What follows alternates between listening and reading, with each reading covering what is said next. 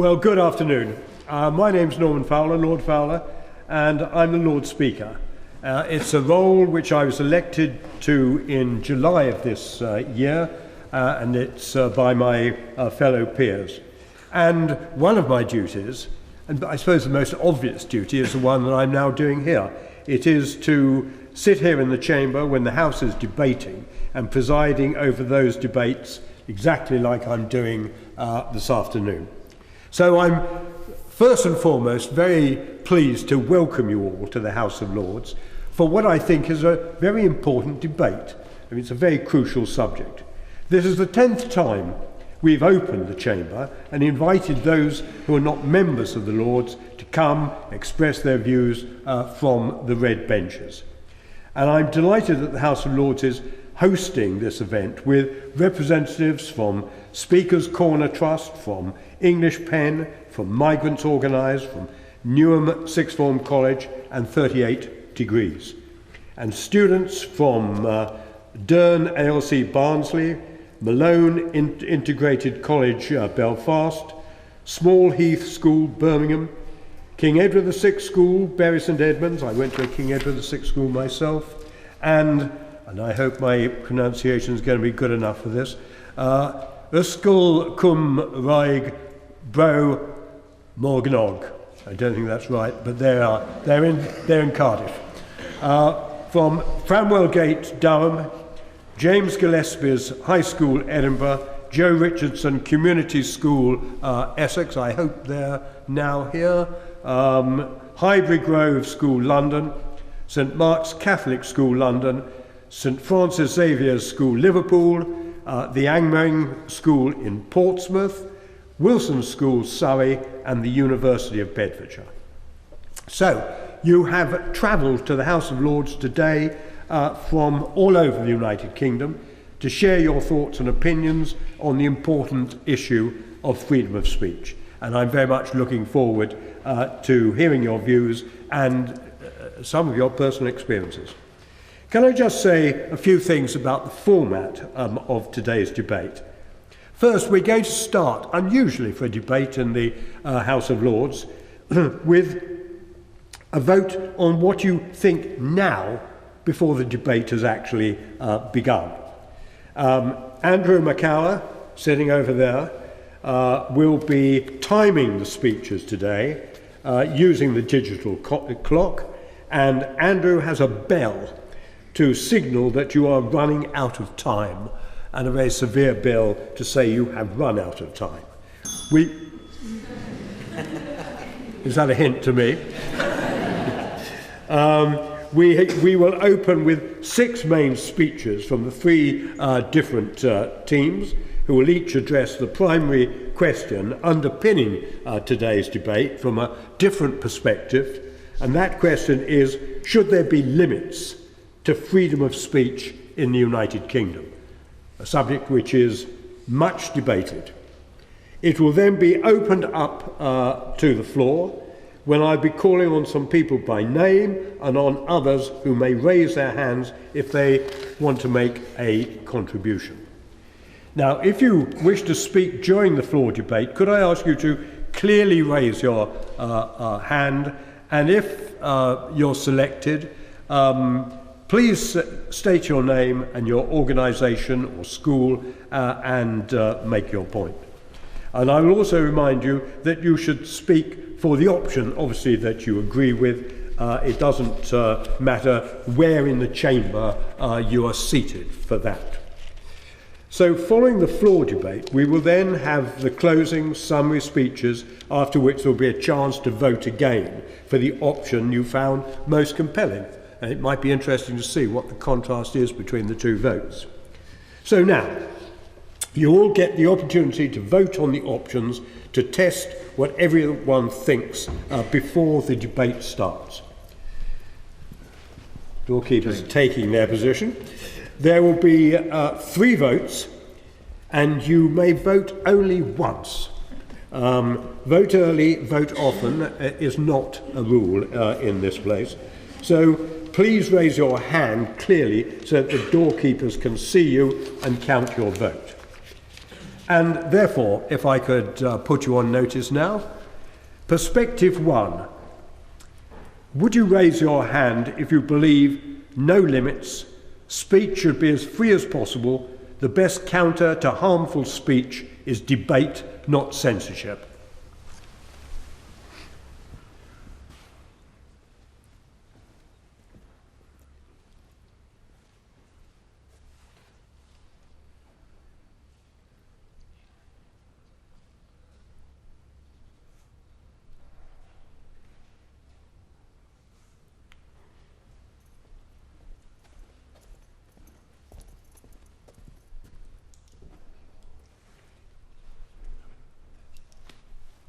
Okay.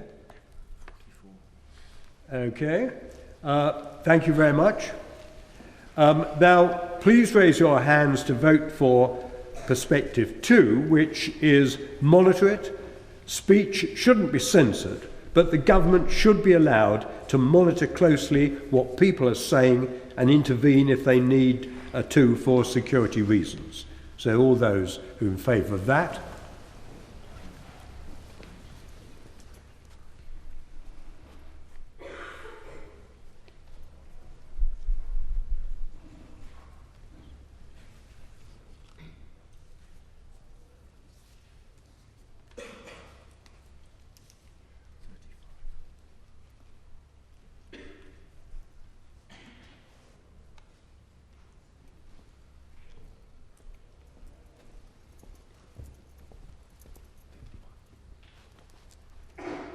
You all right on that? Yes, sir. And perspective 3, censor it. We should be able to restrict or censor harmful voices or divisive figures from expressing views that aren't consistent with our nation's values. All those in favour of that?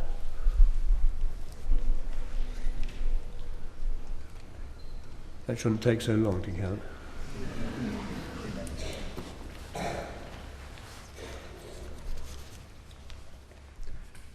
Okay, so we now have the result of that, and so, see if I understand this. So on the first, well, we'll do it in reverse order, I think, and on the last vote, vote 3, 20 were content. On vote 2, then 86 were content, and on vote 1, 79 were content. So at the moment, it is really very close between the first two propositions. And we'll obviously do remember that that is your view before you've heard the debate, so anything can change. So we're now going to start our debate. Opening speakers will each be given up to 3 minutes to make their case for their particular motion. Andrew will ring the bell once when they have got 30 seconds left, so you've got a clear indication of that, and twice at the end of their 3 minutes. Once I've called on each speaker, I think it's quite important that you give encouragement to the speakers and show your appreciation by offering them a big round of applause.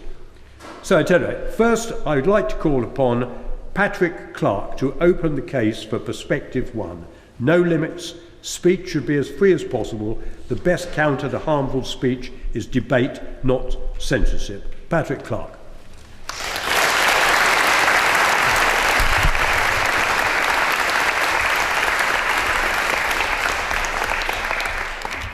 Good afternoon, Lord Speaker, fellow speakers, ladies and gentlemen. My name's Patrick, as the Lord Speaker said, and I'm from St Francis Xavier School up in Liverpool. And I'm arguing from this perspective of to have no limits on free speech. So, ladies and gentlemen, currently we face a battle with fascism, both old and new.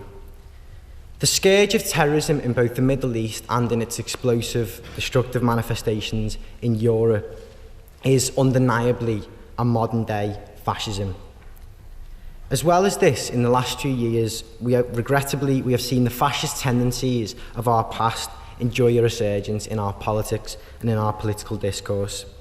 As minorities are scapegoated, religious freedom is put into jeopardy, and twisted history is used to try and deceive us into thinking that the very fabric of our society is deteriorating.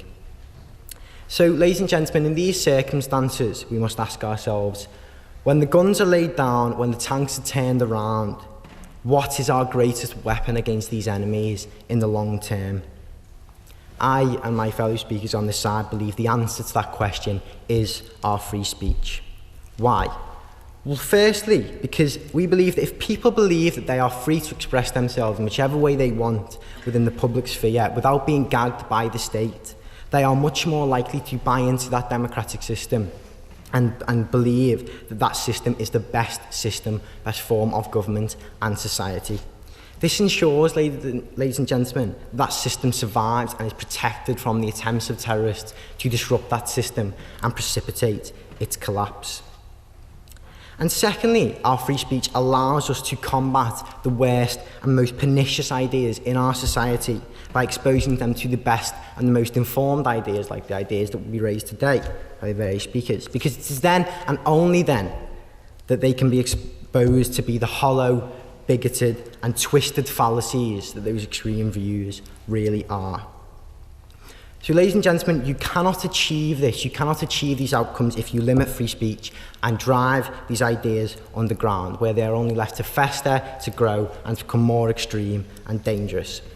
So, ladies and gentlemen, what I ask you today is to stand with me in the opinion that in the battle against fascism, of which we are all foot soldiers, we must not blunt the sword of our free speech, for it is, in the end, our greatest and most invaluable weapon. Thank you, ladies and gentlemen.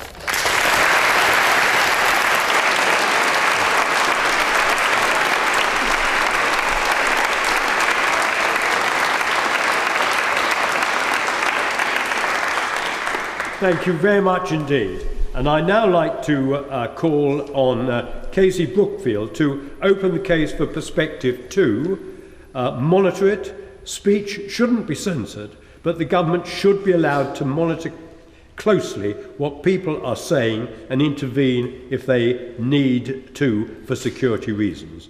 Casey.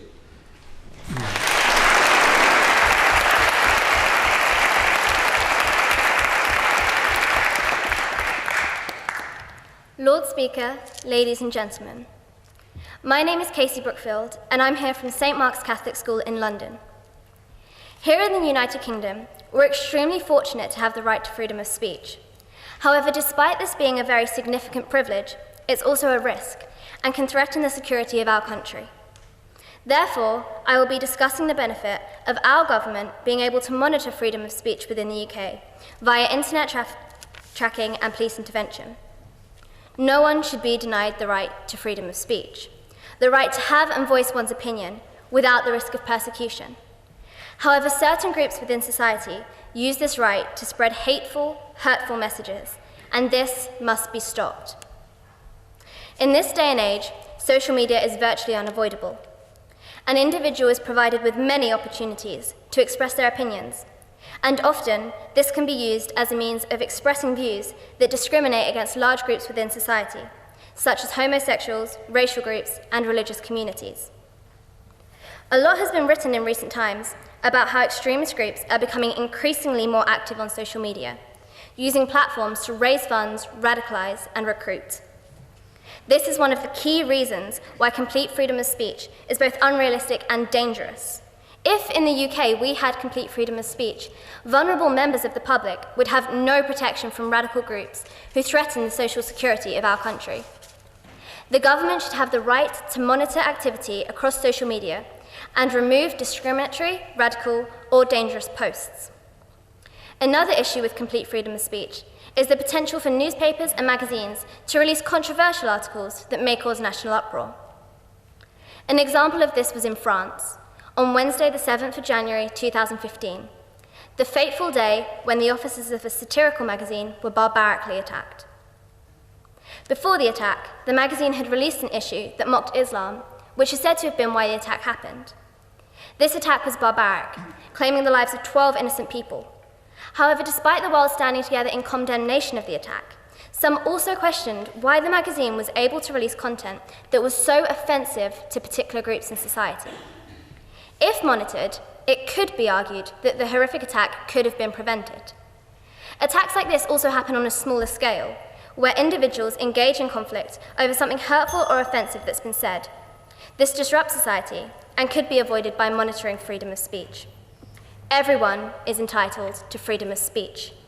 However, if this right is used to cause widespread offence, which opens the floor to possibly fatal conflict, it should be the government's right and responsibility to act to avoid attacks like this. Thank you for listening. I hope that you too can see the benefits of monitoring freedom of speech in the UK.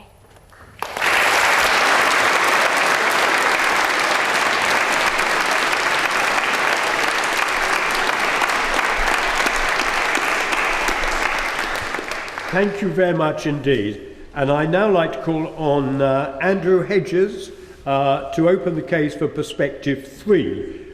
Perspective 3 is basically censor it. We should be able to restrict or censor harmful voices or divisive figures from expressing views that aren't consistent with our nation's values.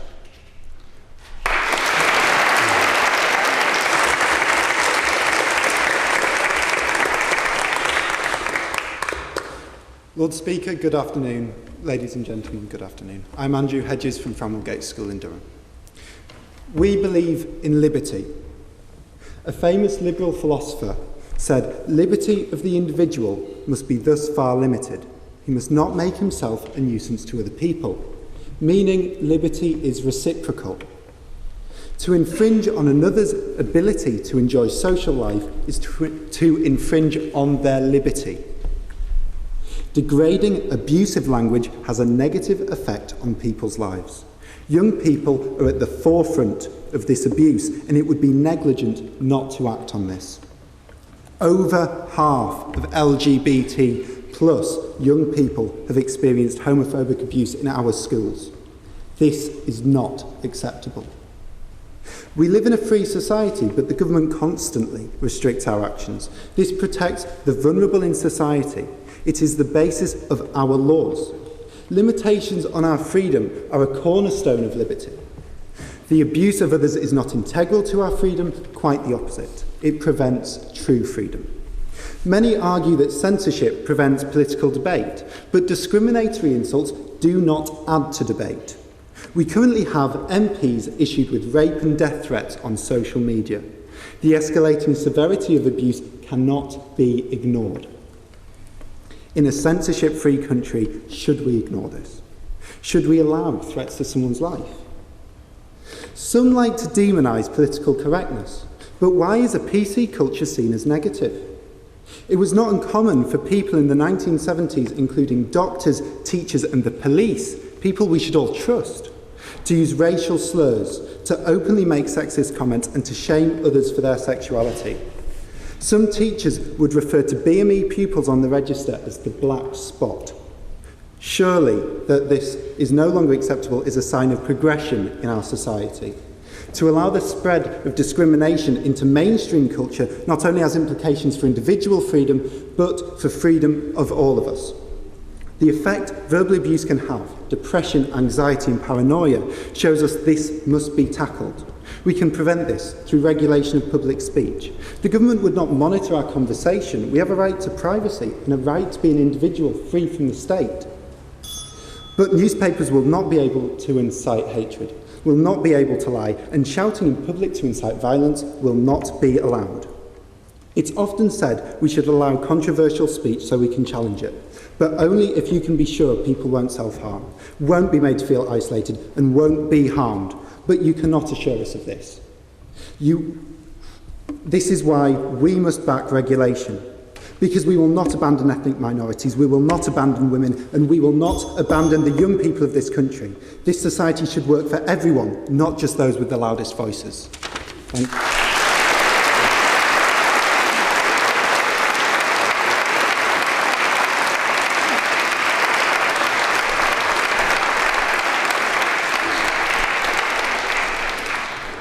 Thank you very much indeed. Now, to continue the debate, I will call upon Samar Bushra to continue the case for perspective number 1. No limits, speech should be as free as possible.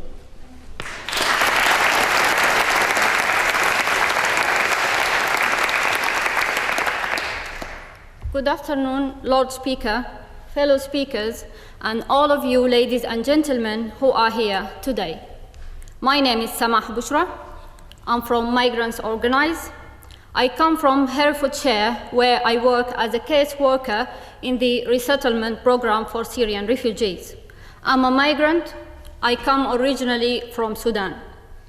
Let's have a look at examples of countries that censor the speech and expression. You are witnessing the consequences of speech censorship in the Middle East. In the quarterly asylum statistics, Iran is the top asylum applicant producing country. Iran has numerous reports of torture of prisoners with opposing opinions to the regime. This is the result of a government being able to monitor and censor what people say. Some of you may argue that such examples have nothing to do with Britain, but they do. Because the world of today is connected, events are related, and it is important that people of Britain should take lessons from these examples to avoid oppression. I would like to show you things that I've witnessed. I volunteered with an international human rights organization in 2015, where I worked on a case of an activist from the Middle East who received 100 lashes and has been put in prison by the government of his country just for expressing his opinion in a blog. I've worked in a homelessness service in Westminster.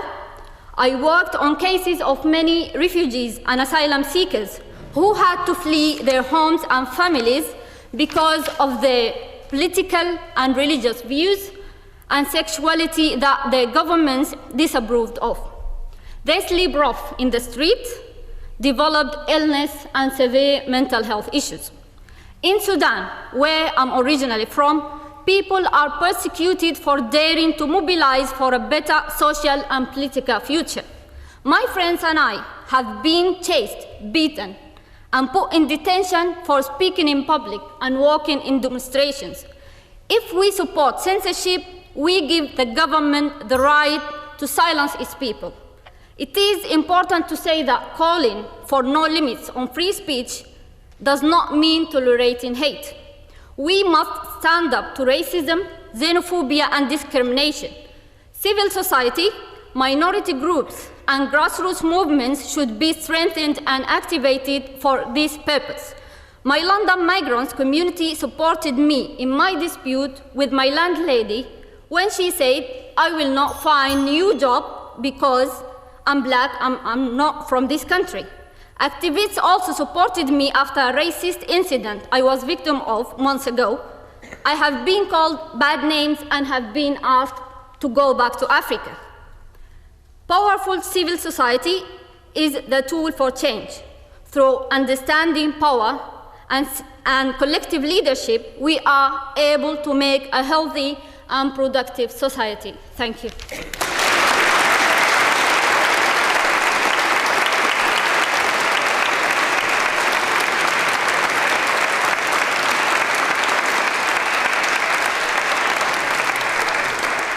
Thank you very much indeed. And next, I'm going to call Jolene Wamba to continue the case for Perspective 2, which is monitor it. Speech shouldn't be censored, but the government should be allowed to monitor closely. Jolene.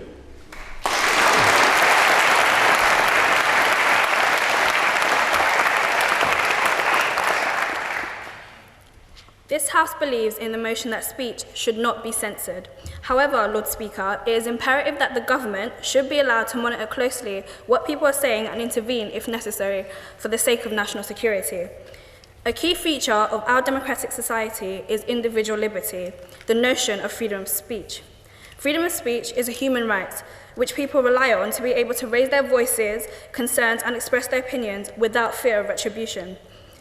This is reflected in Article 19, which states that Everyone shall have the right to freedom of expression. This right shall include freedom to seek, receive, and impart information and ideas of all kinds, regardless of frontiers. This is one of the ingredients of a healthy, free, and prosperous society, whereas any kind of censorship would violate our human rights. However, the article also states that for the respect of the rights or reputations of others and for the protection of national security or of public order, the right of freedom of speech is subjected to restrictions. This accentuates the fact that people need to be monitored and watched in a way that doesn't go against their right to privacy. This House is proposing that the authorities monitor people through things such as public social media sites, public speeches, and protests where a lot of discrimination can be found. Freedom of speech can be abused by all types of people, and much of this abuse can be on social media, where a lot of people discriminate others due to their culture, background, or race. These comments can be ignored, but when people openly discriminate and promote hatred, then claim they can say as they please because it is their right to freedom of speech, it becomes worthy of concern. They're abusing their right to freedom of speech. It can also be abused by those who pose a threat to the state, for example, terrorists. The use of monitoring is vital for both public safety and also to target those who discriminate against others. The government are best placed to deal with these issues as they have the authority, legitimacy, and resources to do so. This House also believes that social media companies should monitor what people do, but inform them that they are being monitored. Companies have a moral responsibility to do so, and they are providing a public service. It is vital to act now, because we have reached the point where people are using their right to freedom of speech to discriminate others, and even where these discriminated minorities are reacting in the same way. The growth of hate speech and protests against particular minority groups needs to be guarded against, because we would not want to be in a similar state as what has happened recently in Finland, where a group calling themselves Odin soldiers are spreading hate against immigrants. Monitoring could help the government be aware of people's prejudice, and once people are aware that their discrimination will not be tolerated, it is less likely for them to do so. Because we are a country that shows respect and tolerance towards others, and we should not allow others to use freedom of speech to justify their hate speech or intolerance. Thank you.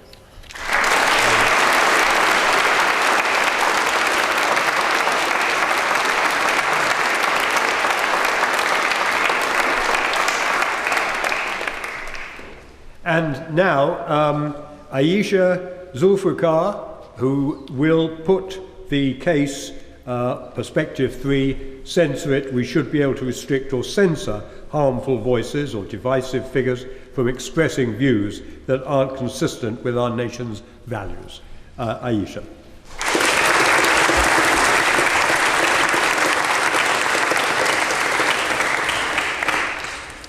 Good afternoon, one and all, fellow debaters, the Lord Speaker. My name is Aisha Zulfikar, and I will be voicing my opinion in regards to censoring free speech. I want to begin by saying how great free speech is. It allows for us to raise awareness, get our opinions across, and make a change. However useful free speech may be, the sole purpose of free speech is being misused, and will continue to do so unless we, as the citizens of this country, make a change. If we were to censor free speech, we are allowing for a more safer and mature society to develop. The fact that there are citizens living amongst us who feel the need to racially assault, target the LGBT community, and influence the younger generation with undermining ideologies through sexist or extremist language is an alarmingly bitter truth about our society. Free speech made by certain groups, for example extremists, cause for violence, political disruption, and chaos, not to mention anxiety within parents, just to simply protect their children. Free speech has led to many protests because people are abusing the power that they have been entitled to. A good example of this is the previous USA elections. If we were to censor free speech, we can stop our country from becoming dysfunctional and vulnerable to unacceptable opinions which make others feel targeted or insecure. In order to censor free speech, a systematical and logical strategy must be put into place to identify those who are not following the values of our nation, which are as simple as respect one another. And perhaps we must create a new police force who have the power to arrest anyone committing a hate speech. Not only will this stop the wrong message from being spread, but also a new opportunity to generate employment for our economy. Another issue to be tackled is racism and abuse on social media. We can make social media sites send reports of any incidents where free speech has been misused, and those who are conducting themselves in such a manner will also be arrested. As a country that prides itself on its diverse and multicultural society with fair and equal laws, how could we possibly risk the future of our generation to be ruled by people with deep-rooted opinions? If we were to censor free speech, then we are allowing to be able to take control of our country's future and the type of citizens we allow to represent us in the world. Surely that is a positive thing. I can acknowledge that free speech expresses individuality. And of course that is not the point of us censoring it. No, not at all. Free speech will still be encouraged, just as long as it demonstrates ideas which are benefiting and sensible to make within public. We must take into great consideration that censoring free speech will stop our country from becoming part of radicalisation. We are stopping our country from getting a bad reputation. We are stopping our country from allowing racism to grow, and we are stopping our country from living in violence where our children grow up to become rude human beings who do not acknowledge that they are being disrespectful or offensive. We must put an end to this fear. Thank you for listening, ladies and gentlemen.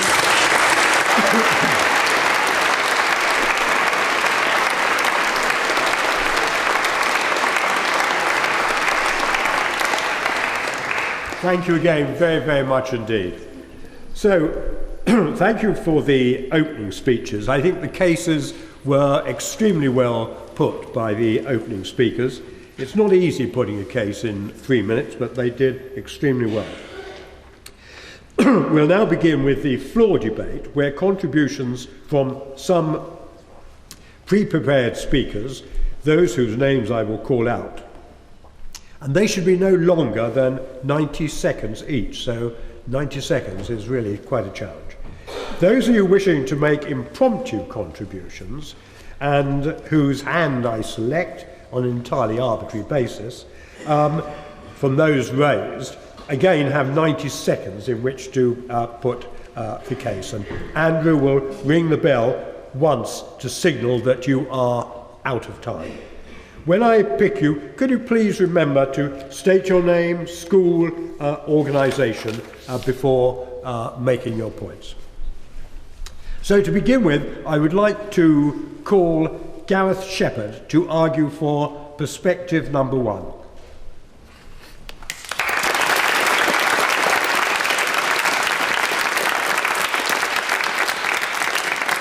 Lord Speaker, my name is Gareth Shepherd. I've been invited here today from Speaker's Corner, but I also work for a disabled persons charity in West Sussex as well. Lord Speaker, 21 years ago, a law banning discrimination against disabled people called the Disability Discrimination Act, which has since been replaced by the Equality Act, was passed by Parliament.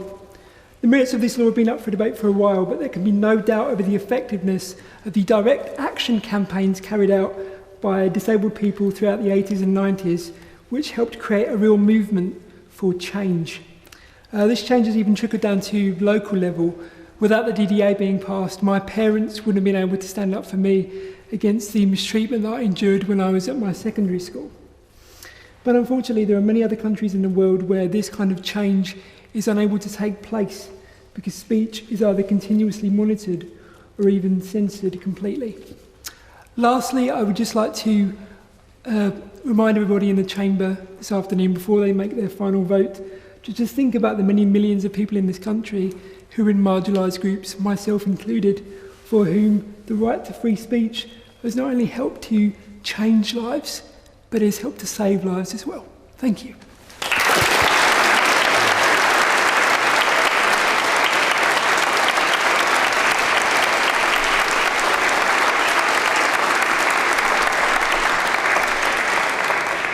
And now, can we have the first view from the floor?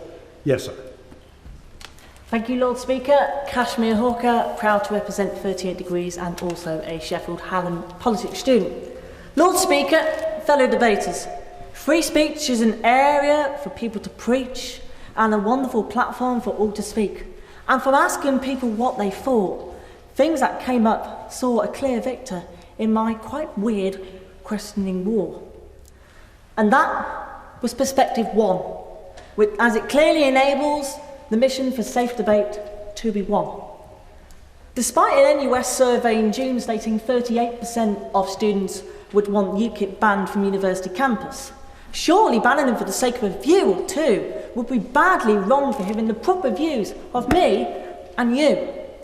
Lord Speaker, yes, the world does have a few mistakes, possibly including the President-elect, and what some may say will give folks an unwanted headache.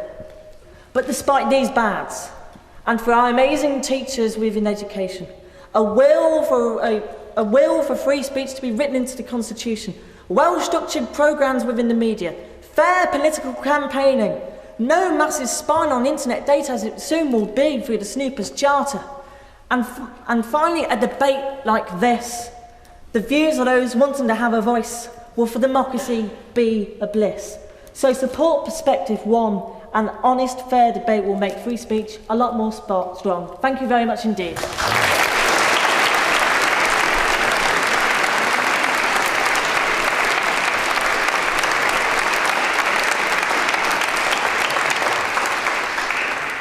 And now I'm going to call a speaker to argue for perspective two, and that is Gruffith Edwards. Is Gruffith here?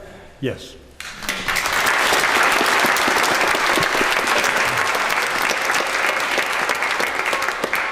Hi, I'm Griffith Edwards from Ysgol Gyfun Bro in South Wales. Lord Speaker, freedom of speech is the cornerstone of a free society, such as here in the UK. This ability we have to safely express our political and social viewpoints is a liberty that the citizens of many nations worldwide lack. This importance should never be undermined, as it directly aids social harmony and allows for open debate on the way our country is run and represented. However, the assurance of national security and the safety of all citizens should be the primary concern of any government. Therefore, in an ever-changing world of international terror, we must turn to monitoring to achieve this goal. That way we can continue to respond to consistent threats made to Britain and its people. It is also important to note the danger monitoring could pose to society. It is essential that it is regulated by strict policy so that the government in power cannot use the system to further their own political agenda. Political oppression and suppression of free speech through censorship is not an effective countermeasure to potentially harmful and offensive beliefs in our society, as we only allow those angers and frustrations to bubble and boil beneath the surface. Like continuously pumping air into a balloon, censorship will only cause the problem to grow and grow until it reaches bursting point. Divide and conflict would only become more evident in society at a time where we need unity more than ever. As seen in Germany in the 1920s and 1930s, with the establishment of the Nazis' Third Reich, people will turn to the political extremes to have their voices represented. For this very reason, I believe freedom of speech, hand in hand with monitoring, is paramount to a harmonious, cohesive society, while censored speech is a long, slippery slope towards civil unrest. Thank you.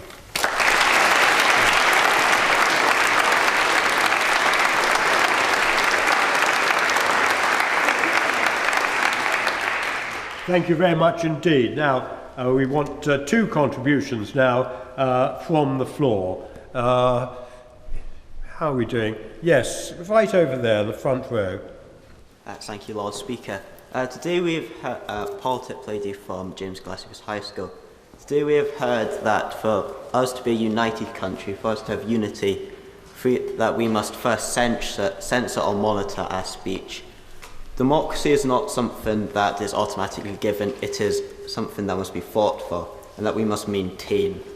If what it is that tyrants say is not that it's for unity, it is for our values, that is how they justify their censorship.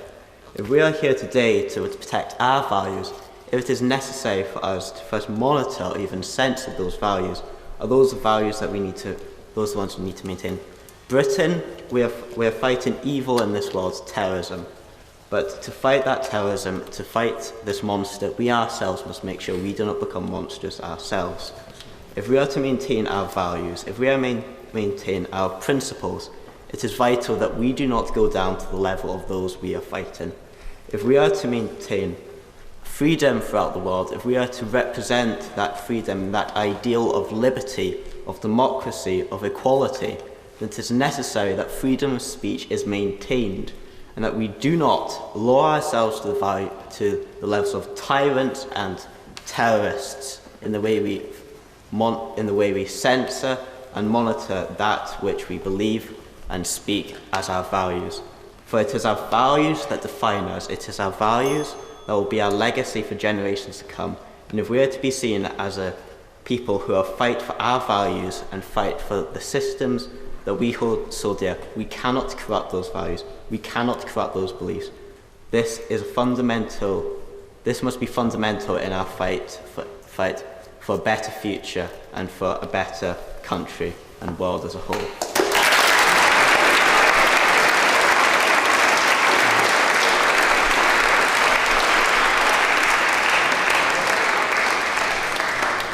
Now I'm going to call Sean Murphy O'Neill to argue for Perspective 3, Censor It. There.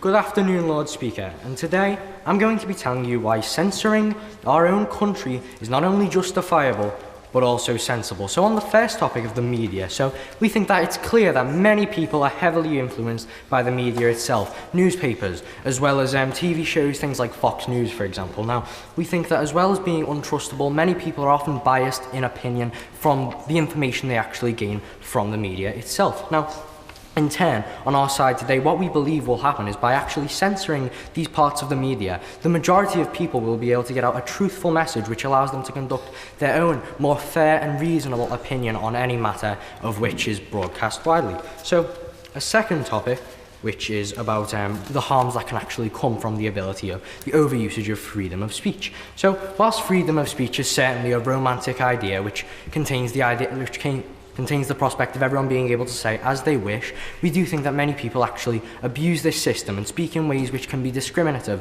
or cause hate to other people or other groups of people within society. Now, we think that what we're bringing about today will actually still allow people to talk about things that they believe in, but will actually manage to block out the hatred, the discrimination, the racism, the radicalization which can occur in our society today from the people who actually abuse their own system of freedom of speech itself. So I personally believe today that we need to lock up the access to the ability to cause hate or discrimination on another person or group in society. And let's look at it clearly. You already lock up your house and leave everything protected. Why wouldn't you want the same thing for your country? Thank you.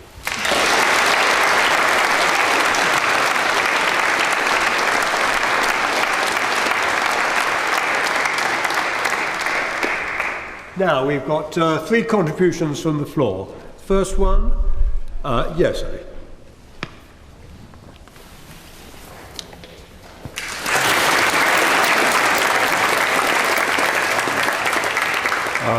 Thank you, Mr. Speaker. I think first it's important to note that limits... Just tell me who you are. Oh, sorry, yeah.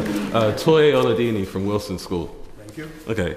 I think it's important to note that the concept of limits on freedom of speech is not something new. In this country, it's a status quo, and that's the same for most of the Western world. The other 2 arguments are new ideas, are new to what we have currently, because currently we do have limits on freedom of speech. Anti-defamation laws, libel laws and harassment laws are for the good of debate and indeed for the good of freedom of speech, because most Western countries and most liberal countries today recognize that it's impossible to have a debate when everyone is shouting at the same time, and indeed it is impossible to feel free to speak when you know that you may be harassed or persecuted for your views. People may be free to express themselves without being attacked by the state. But without limits on freedom of speech, they are not free to express themselves without limits on being attacked by other people and without limits on being defamated or libeled in the media. And it's for this reason that I think we should maintain our current freedom of speech laws. We should maintain our great values, and we should maintain our limits on freedom of speech. Because without limits on freedom of speech, there can be no true debate and there can be no true freedom of speech.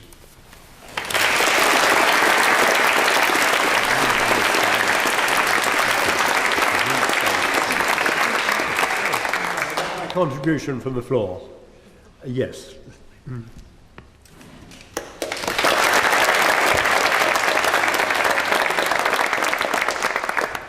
Lord Speaker, my name is Michaela Mannion from St. Mark's Catholic School, and I believe that there should be no limits on the freedom of speech.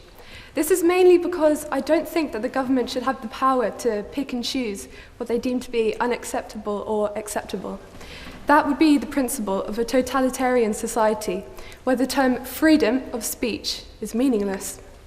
A wise man once said, "None are more hopelessly enslaved than those who falsely believe that they are free." This is why I think that we should not be oppressed, and I think that we should debate and challenge each other's views. We should broaden each other's minds and not allow freedom of speech to be changed. Thank you.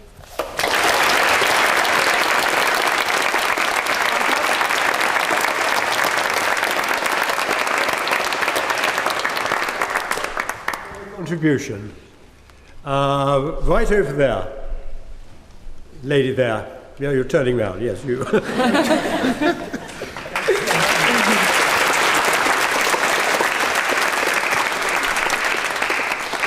Good afternoon, Lord Speaker. Good afternoon, ladies and gentlemen. My name is Stella Fasusi, and I represent the Speaker's Corner Croydon. Free speech is a fundamental right. And like many things that we have in our grasp, they are capable of being abused. I would like to take us right back down to our day-to-day. As young people and as adults, we grow up in this society following rules and regulations that govern our behaviour. At work, there are rules, there are company codes to abide by. At school, there are policies that are in place to ensure our safety, our peace, our happiness, and smooth operating. While we are free to express ourselves, there are laws in place, as per the second perspective, to protect us from harm. So while it is our right that we speak freely, that we express ourselves freely, it is also our right in this country and a privilege that we have in this great country to be protected and to protect one another, which is why I am in favour of the second perspective, and I truly believe monitoring, as well as our free speech, or monitoring protects our free speech. Thank you very much.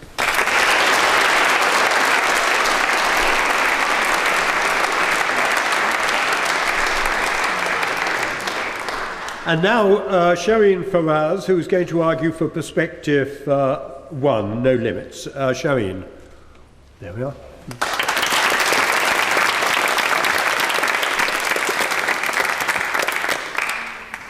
My name is Shireen and I'm from Small Heath School. Why is access to freedom of speech important? Freedom of speech is a fundamental human right. It also underpins most other rights and allows them to flourish. The right to speak your mind freely on important issues in society, access information, and hold the powers that be to account plays a vital role in the healthy development process of any society. Freedom of speech allows us to speak up against unjust policies, impeach our leaders if need be, and run our country with an open mind instead of a closed fist. Free speech is a cornerstone of democracy. Without it, how can we begin to have a say in how it is run? The lack of access to freedom of speech is a problem that particularly affects the already marginalized, that is, minorities facing discrimination both in developed and developing countries, from LGBT people in African communities to disabled people in Western Europe. To end, I will say this: censorship is wrong. This is because it means that ideas can be restricted if they don't agree with our nation's values. This alone is limiting people from saying what they believe in. Our right to hear limitless ideas and opinions is as important as people's right to express them. The world is richer by allowing unencumbered discourse and debate. Thank you all.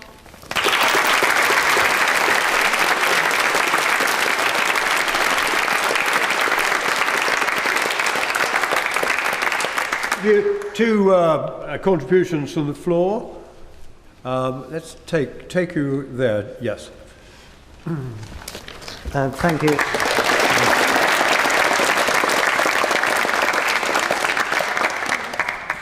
I'm Benjamin Galbally from the Angling Sixth Form. Thank you, Lord Speaker. I find the ideas of censorship and indeed monitoring that have been raised to be very worrying.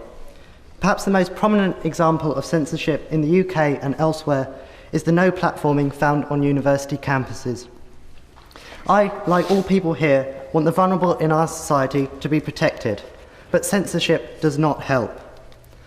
Universities should be places where ideas are developed and explored through rigorous debate.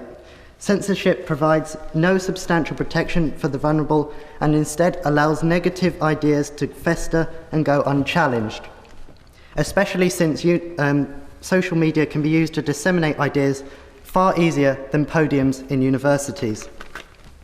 More generally, though, ideas must instead be debated and challenged, putting across the facts and winning people over, rather than creating thought crime and monitoring potential thought criminals in some Orwellian nightmare state. So my question is, how can we have censorship and still have progressive development of ideas?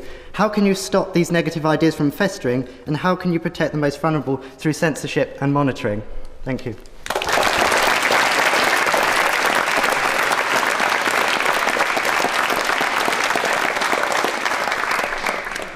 From the floor?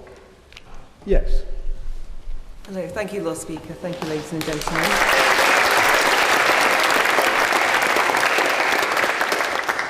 My name is Emma Ingleby and I represent 38 Degrees. I also work as an in-house lawyer in child protection. Now, I support the second perspective in that freedom of speech should be monitored. We work within an existing legislative framework which monitors the negative effects of free speech. So we have the Equalities Act. People are held to account if they say anything which is racially hateful, discriminatory in any other way. I think the legislative framework does work to protect the vulnerable people of society who are more susceptible to being radicalised or drawn into particularly efforts on social media to bring in, to perpetrate hatred. I would then put forward that to continue with the existing legislative framework and for the government to keep up to speed with what is happening with society and react accordingly.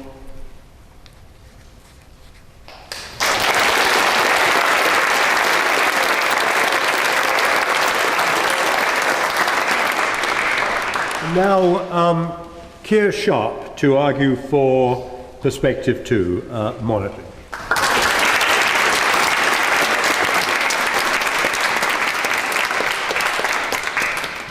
Good afternoon, ladies and gentlemen. Lord Speaker, should the government monitor free speech? Simply put, yes. For in today's modern age, not monitoring free speech, not monitoring the internet, and not monitoring what is being said would be as reckless as not putting a speed limit on cars and would be as reckless as not having a police force altogether. This and all other threats to our well-being. As time changes, so do the threats to us, is what I meant to say just there.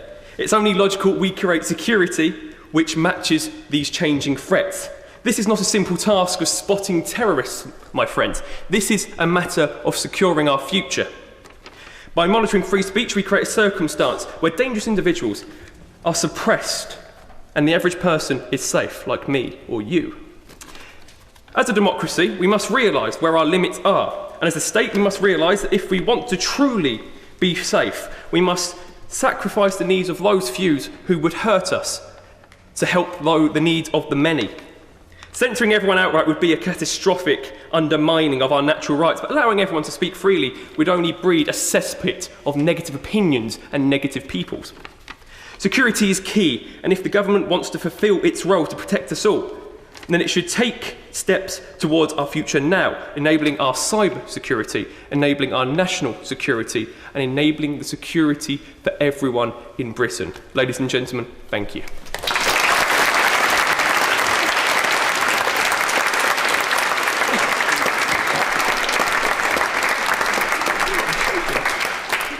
My contributions from the floor. Yes, okay. Fair afternoon to you.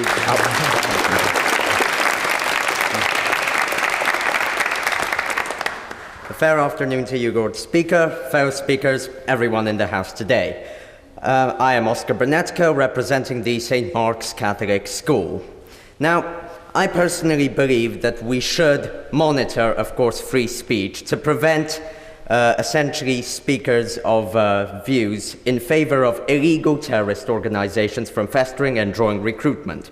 However, I have noticed that we are also falling down a dangerous slippery slope of misidentifying essentially views that we find uncomfortable or that we disagree with views that are genuinely dangerous and proponents of violence. Now, in this, we are essentially suppressing various groups who do not have violence in their minds, but who criticize groups which we traditionally view as being marginalized, despite having received many bills and protections, etc., etc.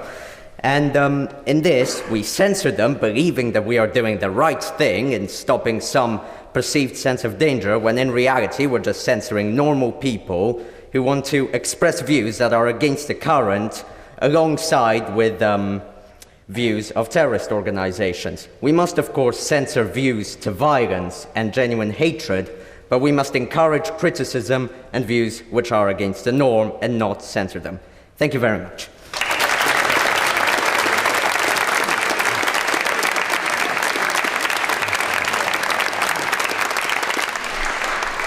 More views? Another view? Right down the front bench, used to be called the Privy Council bench. You're very honoured.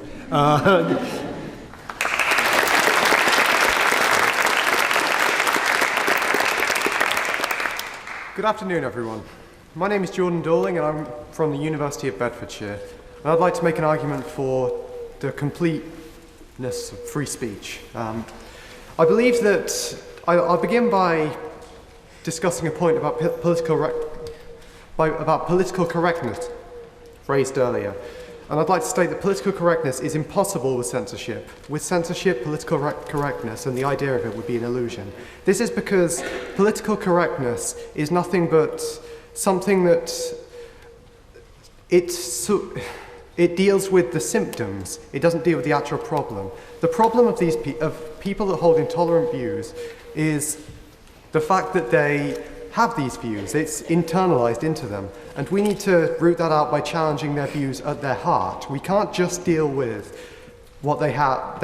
We can't just deal with what's on the surface, the way in which they say these views and the way in which they throw them at other people.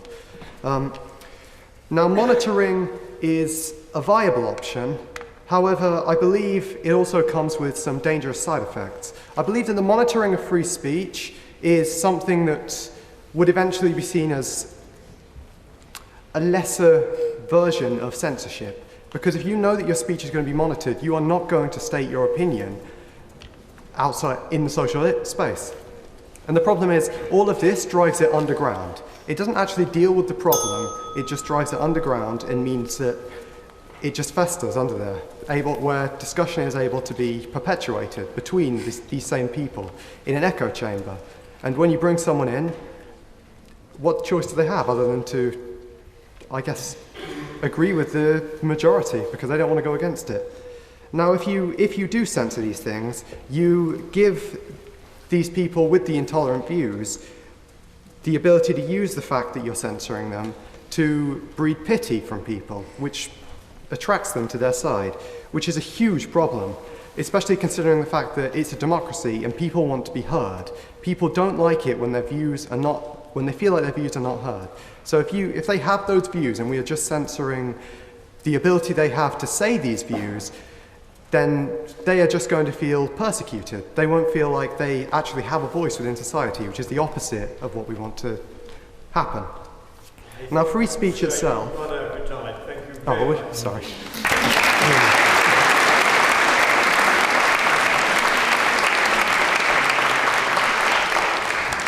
Sorry, but that was quite a generous 90 seconds. Right, another... Yes, yes, sir, just there, and then, yes.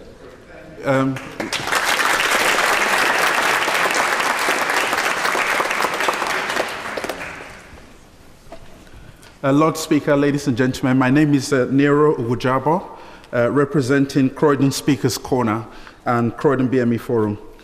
I think a lot of speakers have spoken about the values that we have in this country.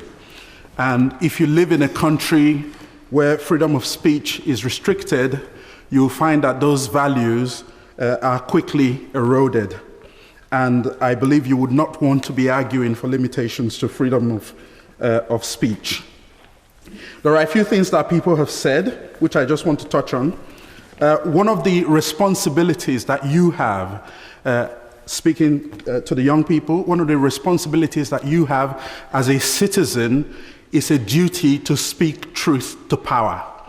But if you give power the opportunity to put limits on you, you will not only not be able to speak, but you will definitely not be able to advance all of the ideas all of the ideas that may be able to advance the nation. Some of the speakers have spoken about concerns that they have. Freedom of speech may do this, that, or the other, may erode people's rights and responsibilities and may cause harm. What you have to know is that there are other laws that protect people. So you do not need to intervene in terms of freedom of speech in order to protect people. So what we do have to do is to engage with government to strengthen those laws to make sure that people are protected. But freedom of right, you touch that and you touch the very values that you seek to protect. Thank you.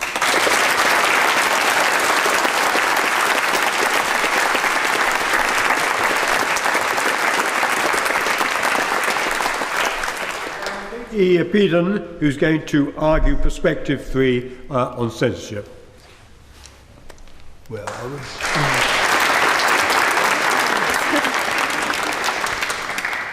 Lord Speaker, every government has the responsibility to look after the people, to secure them from danger. Where you're from, aren't you? I'm from Malone College.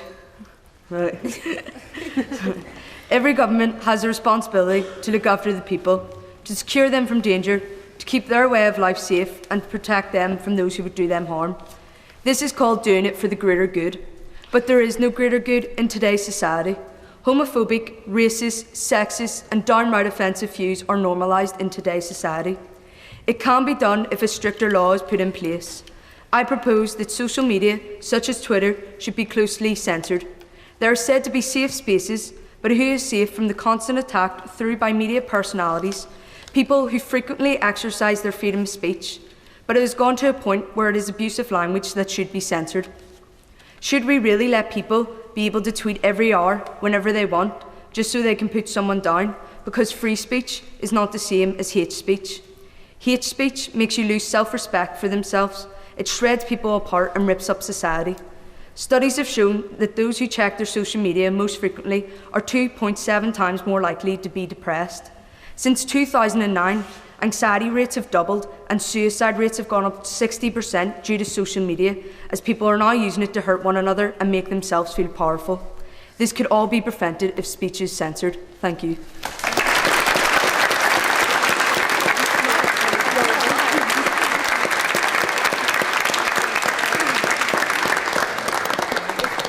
From the floor? Yes, the lady just there, second row back. There, yes, you. Thank you.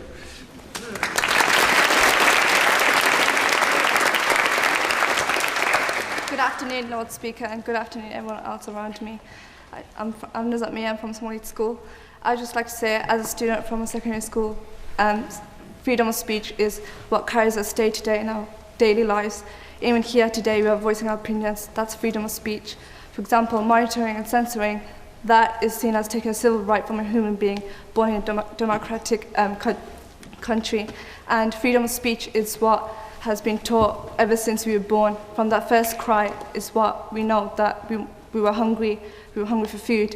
That is seen as freedom of speech because we are expressing it in a variety of ways. However, censoring and monitoring can lead to hatred, can strengthen people's hatred because as they know that government is monitoring them. For example, social media, as many people have mentioned. So, for example, grooming, that's a common example of today's society. Grooming, yes, it can be monitored through social media, but who knows if it can happen in person? Who's monitoring that? Freedom of speech can lead us to strengthen our minds, broaden our minds also, and in school as well, be able to voice our opinions as we are here today. Thank you.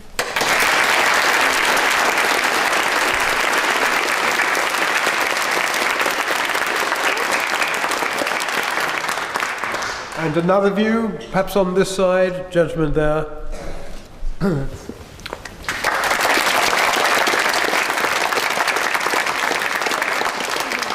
Lord Speaker, ladies and gentlemen, my name is Patrick Gembis and I'm here representing King Edward VI School. I'm going to be talking about the realm of the internet, building on from what a speaker earlier mentioned. Ladies and gentlemen, our young people online, our future leaders are being susceptible to vigilante, near-fascist groups on a daily basis. Groups like Britain First that simply spout garbage propaganda in order to sway our youth to the right side. We think that these groups use info that alienates groups and members of our society. We think that they take people that only want to be part of our society, part of our well-being, and we think that they alienate them. They single those people out, they make up their statistics, and they make them alienated from our society. We think that groups like this pick on people due to race, due to gender, due to sexuality, quite simply, things individuals cannot control. We don't think it's right that these groups have so much influence over our young people, and we think that it's about time as a government we limit the power they have. We think the internet is a really dangerous place. We say that, quite simply, the way that people treat other people online due to the bravado of a username, and the fact that their actions aren't necessarily associated with them as an individual, is rather dangerous and only harms a pluralist society. For all the issues that a lack of limit on freedom of speech has online, I beg you to choose Proposition 3.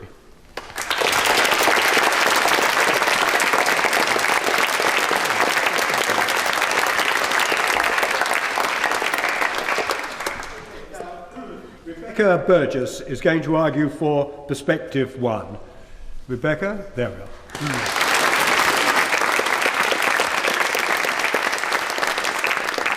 Speaker, I am Rebecca Burgess from Framgate School in Durham.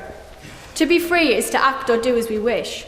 Speech is the ability to express thoughts and feelings. So any form of restriction imposed on speech, whether this be censorship or monitoring, is to hinder our ability to share our thoughts and feelings, thus taking away our right as free people to act as we wish.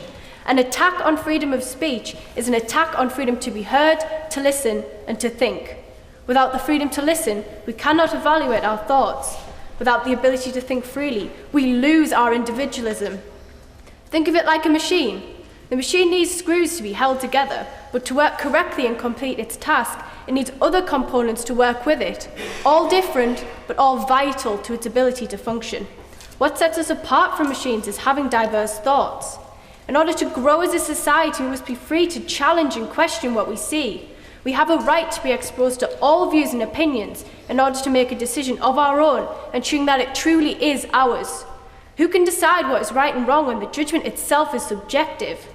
It is just as important to have those who agree with us as it is to have those who disagree with us.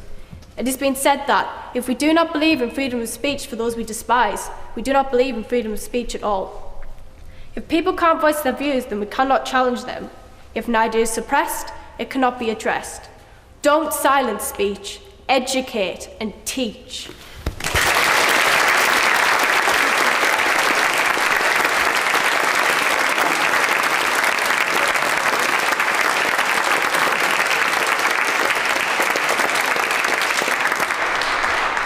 Now, volunteers, you're tentative there, are you? Yes? Come on then.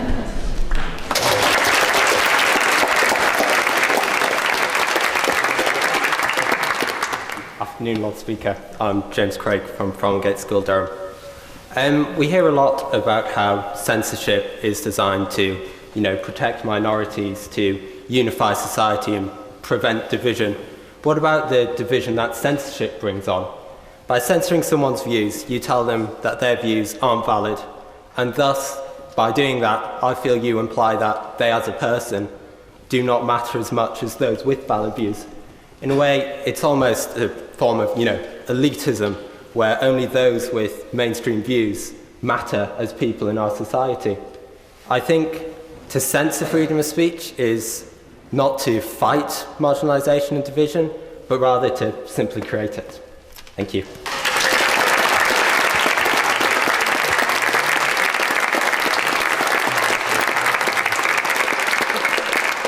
Another view. Yes, sir.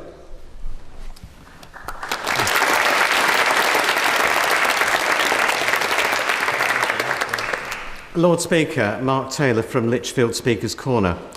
I would argue in favour of Proposition 1 and against Propositions 2 and 3 because I can see very little difference between Propositions 2 and 3. I can't see where the difference lies between monitoring and censorship. And I think a lot of us feel strongly against censorship because that sounds quite draconian. That's something that happens in other countries, but not in Britain. And in Britain, we believe that we've got a largely benevolent government, although possibly at the moment that could be moot. But nevertheless, governments can change very rapidly, as we've seen in other countries. And that could become a worrying time if we have given any sanction to any form of monitoring or censorship. And I think that when opinions and views are exposed to the cold light of day, that is when they can be shown for the lies that they are. And as other speakers have said previously, an educated society can see through the hate speech, the inflammatory speeches, and all of those other hateful things that we don't wish to see propagating through society. We mustn't censor, and we shouldn't monitor, because monitoring leads to censorship. Thank you.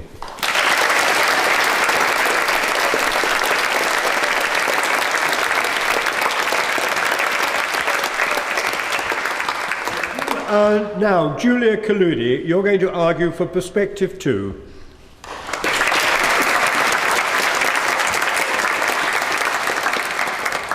Lord Speaker, fellow speakers, I am here to talk about the importance of monitoring freedom of speech.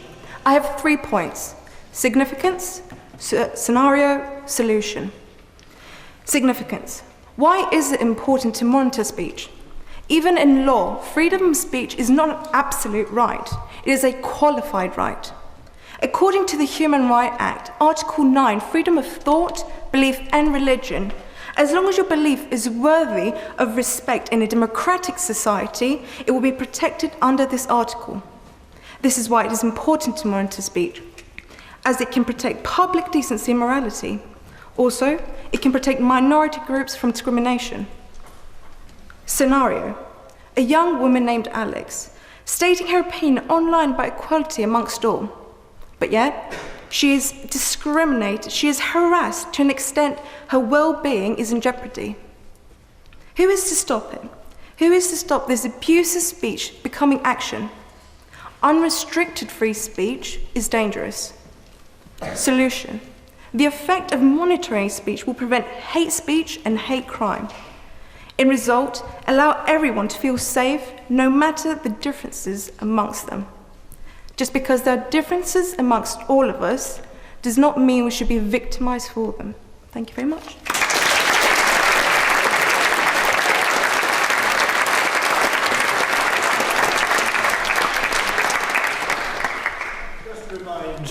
Tell me where you all come from when you speak, so we've got a note of that. Another view? Right, you've got a lot here. Come in now, yes.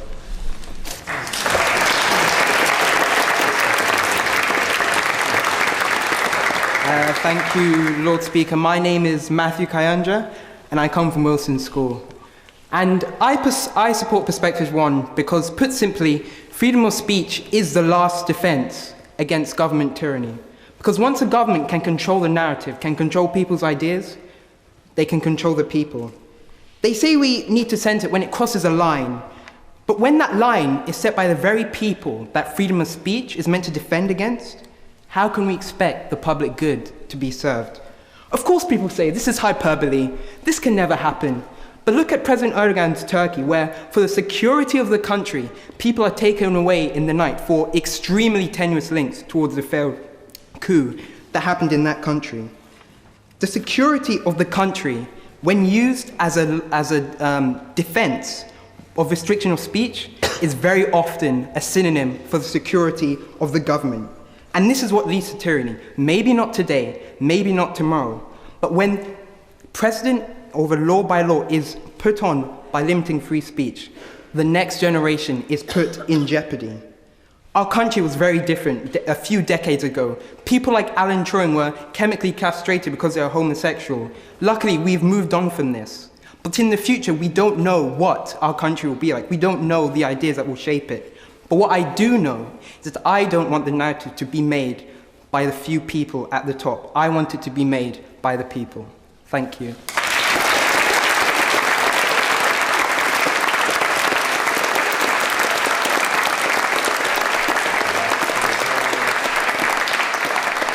You. I'll go right in the middle of the middle block. The lady there. Thank you. Thank you, Lord Speaker. My name is Natasha Steer and I'm from Midway Speakers Corner. Ladies and gentlemen, there are so many different people in this room, people from lots of different backgrounds, lots of different ages. So I want you to reflect, please, on what you think British values actually are. Because I think we're in a very interesting place in the UK, and I feel that the direction that things are going in is very exciting. I would like to support option 2, because I feel that with freedom of speech, it can allow hatred, and therefore equality is not protected. In option 3, it means that someone like myself, who works in the community and wants to petition for change and equality, I could be the one that is radicalising people by making them think differently. I'm not protected under option 1 either, because if people speak out against me and they don't like what I'm doing in the community to help people, then I could become under attack and I'm not protected, which is why I'd like to petition option 2. Thank you very much.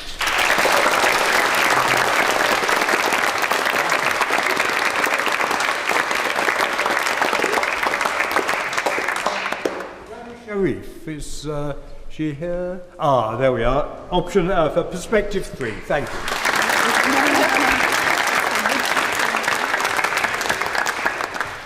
Hi, good morning. I'm Rani from William College. Lord Speaker, why shouldn't the government be able to hold the rights to censor speech online and in the real world? It is ridiculous to think that we should have the right to say the things we feel the need to, wherever, whenever, no matter how insulting or downright offensive. It is more important now than ever to censor the freedom of speech because, although there are heavy at times, some people do feel the need to abuse the power that they're given when it comes down to it. If people are given complete freedom of speech, they abuse the power. They abuse the power towards their peers or even younger and older audiences. They abuse the power of using their preferred social media websites, such as Facebook, Snapchat, and Twitter. Censoring speech will prevent less savoury humans from offending people about topics such as racism, sexism, homophobia, and children with disabilities and special needs to also make them feel inferior.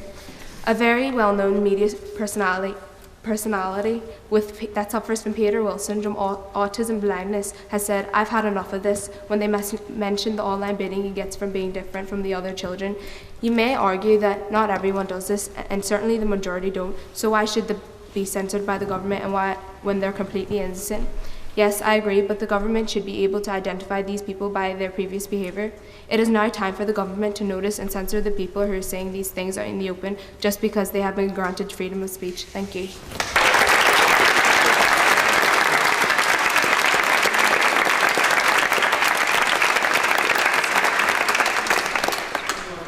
To come in there, we'll go right to the back row, gentleman there.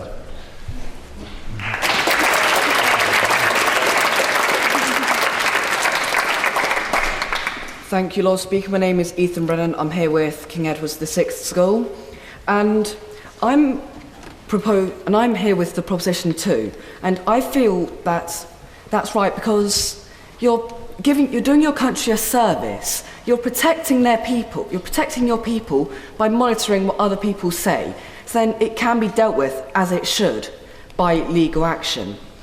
Whereas with option 1, it would just lead to discrimination and segregation, whereas option 3 is limiting the people's free will. Option 2 is still giving the people their free will, but you're doing your country a service and you're protecting your fellow citizens. Thank you.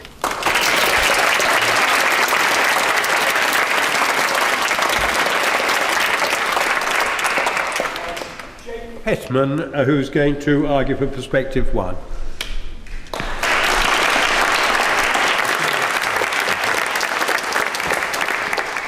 Thank you, Lord Speaker. I'm Jake Pepman. I'm from the Amoring Sixth Form College.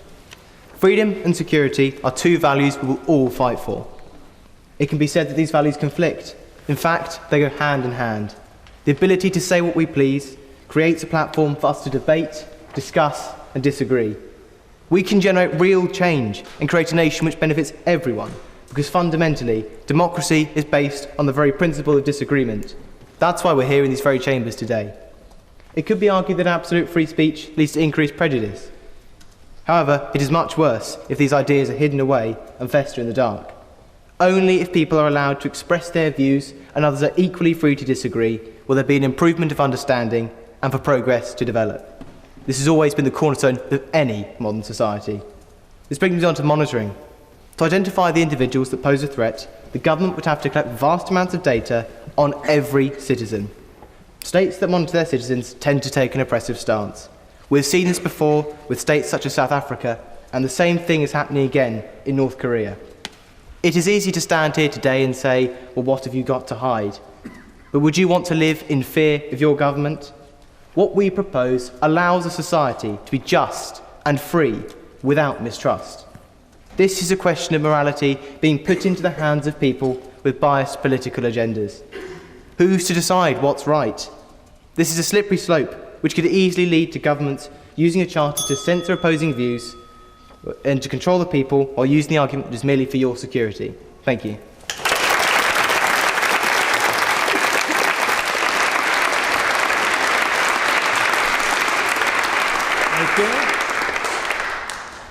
Okay, now views. Anyone? Now, quite a lot. Let's go over here again. Lady just there, I'm pointing at now. Yes, you. Hi, I'm Lucy.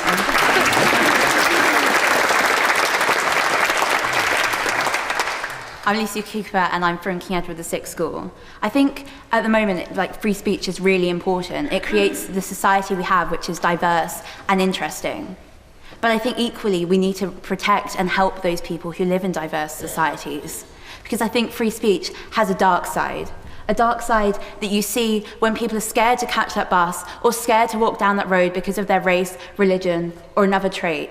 A dark side that means that people are scared to be who they want to be. I think that limiting free speech will only detrimentally affect those people who have extremely bigoted and unsavoury views. These people who, if they have the platform to spread these without any monitoring, will then create and help create and nurture a society full of hateful views, a society where people are allowed to say whatever they want about any person purely because they believe that certain thing, whether it detrimentally affects a huge amount of people. I think that actually if you monitor it, you save huge groups of people who are only doing the only thing that is being themselves, which is why I believe that everyone should be voting for option 2. Thank you.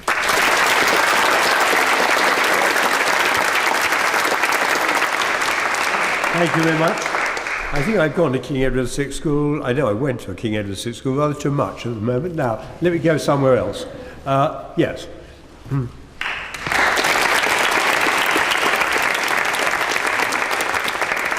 My name is Catherine Inquo. I represent St Mark's Catholic School.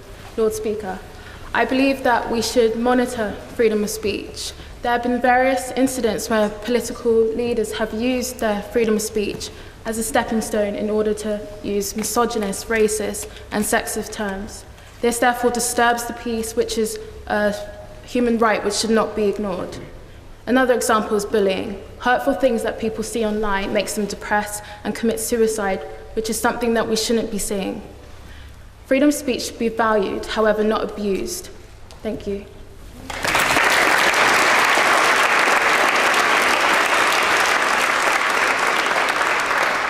Now, Keaton Hamilton to argue for perspective 2. Keaton.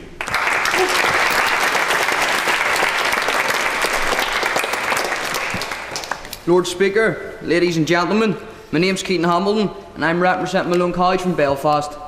I strongly believe that speech should be monitored. Many people feel that monitored speech is an invasion of privacy, highly disrespectful, and that it violates the human rights. But is it really? Imagine having the power to limit the risk on a terror attack, or the power to stop a huge fight taking place, or even having the power to stop crimes such as robberies. Well, that's what monitored speech can give us. The power to observe people's conversations to one another and step in when necessary to stop crimes all around the world. I know it's daunting knowing everything you're saying is being monitored by a person you don't even know, but realistically, would that affect how you communicate with one another? No, because most people have nothing to hide. Take, for example, the Paris attack last November. Since then, an intelligence agency went into overdrive, shifting through the emails and phone calls of 1,600 different targets to spot and stop future attacks across Europe. Think of how many lives this has saved by just simply monitoring the speech of others.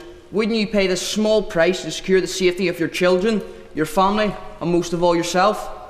Monitoring your speech may take a small fraction of your privacy away, but by doing this, it will provide a huge amount of security to your day-to-day life. It is our government's duty to protect us, and it is our government's duty to monitor our speech. Thank you.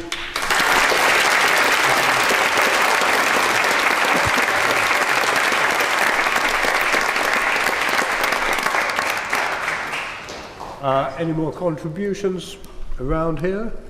No?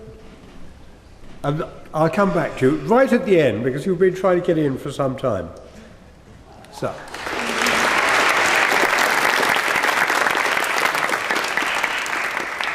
Hi, I'm Kwan, a student studying sociology at University of Bedfordshire. It seems that, to me, the question of this debate is not about the nature of freedom nor about the degree of control by the government, but that of mutual trust. Do you trust the member of this society to safeguard the value that you cherish, that is personal freedom or freedom of speech, so to speak? Do you trust them to starve off the enemy that seeks to encroach on this system and destroy it from within? And in light of this, I want to ask each proponents of each team of a question. For proponents who support unlimited freedom, in light of recent events, seemingly a resurgence of fascism, on what basis do you still retain this trust? To proponents of censorship, what gives you the mandate to be this guardian of freedom of speech, to judge the others, other than a sense of self-righteousness? What did I write again? Yeah. To proponents of surveillance, what gives you the trust, what gives you the confidence to government, an external body, to surveillance and monitor individuals' opinions rather than relying on their own judgments? Is that not a loss of trust in itself? I want you to think about these questions before you jump to a conclusion, rather than saying that I will support each one. Thank you.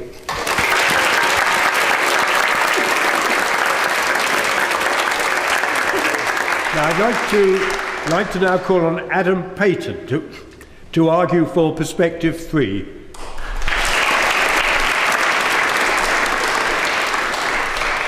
Lord Speaker, I'm Adam Payton, I'm from James Christ High School, and I'd like to draw your attention to a French law passed in 1990. This made it illegal to deny a crime against humanity did not happen. You cannot deny the Holocaust did not happen, neither the genocide in Rwanda. Then, in 2012, the law was taken to court as someone denied the Armenian genocide happened and was imprisoned for it. The court then ruled that the law was unconstitutional in making denying Armenian genocide happen illegal, but as a whole was constitutional. Although it is in France, it's not unusual for European countries to ban the denial of the Holocaust or Nazi and communist crimes. Like in the countries of Germany and Austria, where denying the Holocaust happened is a criminal offence, or Poland and Russia, where showing approval or denying that Nazi and communist crimes happened is punished by a prison sentence. Now in all these countries and more, under their constitution, you can be found guilty of saying something didn't happen, but that goes against their constitution with free speech. But when thought about, it makes sense in reality. Because all of these countries want their people to live happy lives without being abused, and have the memories of those who were killed unfairly being ruined. And if that means limiting the very edges of free speech, then so be it.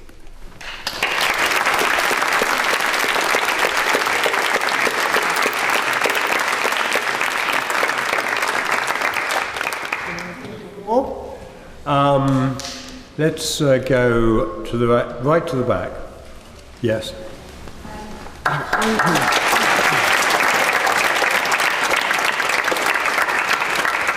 I'm Laura Terry and I'm from the Amring School.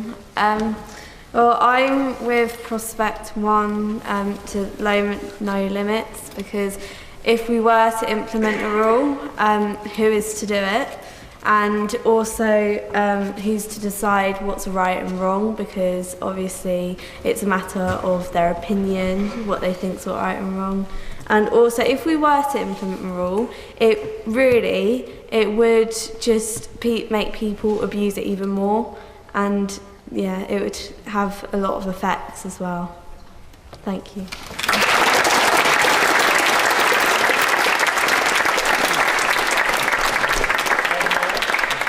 Gentleman down here has been very persistent. Go on. I haven't said anything yet. Thank you, Lord Speaker. My name is Robert Sharp. I work for English Pen. We're a 95-year-old organisation that campaigns to defend free speech and promote literature. My Lord Speaker, I want to make a pragmatic point and a philosophical point. First, the idea that we should monitor or censor offensive views or harmful views places enormous power into the hands of whatever government agency or board that makes those decisions. And that power is abused under the current laws that we have, and it will be abused under any new laws that are proposed. My Lord Speaker, your colleague, Baroness Lawrence, was monitored because she was considered a threat to the police for her anti-racism campaigning. Your colleague, Baroness Jones, was monitored considered an extremist for her environmentalism.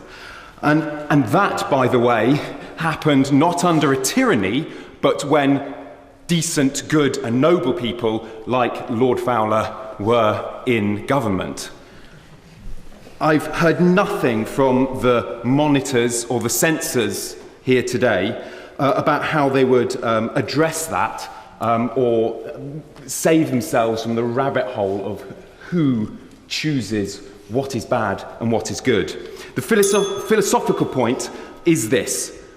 Free speech is not about people saying things that go unchallenged. Free speech is a dialogue, and no one gets to have the last word. Thank you very much.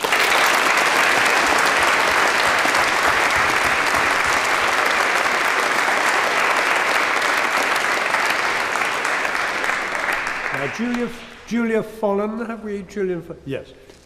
Lord Speaker, I'm Julia Follen from James Gillespie's High School, and today I'd like to talk to you about why freedom of expression is an absolute necessity in any society that calls itself a democracy. But why is it necessary? Amidst all of the discussion about the potentially harmful elements of free speech, we seem to have forgotten everything that it has given us. The great social movements of our time, the civil rights movement in the United States, the LGBT rights movement everywhere, these were not instigated by politicians, but by ordinary people who desired justice and change and exercised their right to call for it. To see how valuable free speech is, we need only look at the places in which it is restricted. When any authoritarian regime comes to power, practically the first thing it does is to silence the opposition. We cannot, with clear conscience, ignore the importance of free speech and propose to limit free speech when around the world huge numbers of people are held as prisoners of conscience.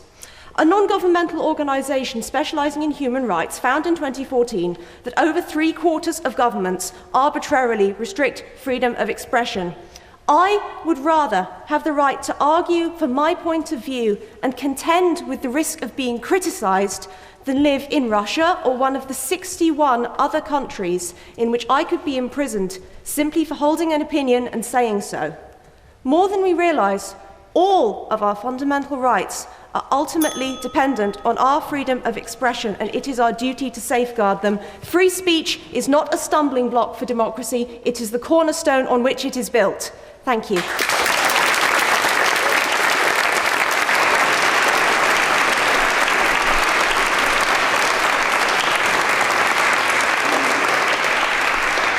Thank you very much. And now another view from the floor. Let's see. We haven't heard from you. You come in.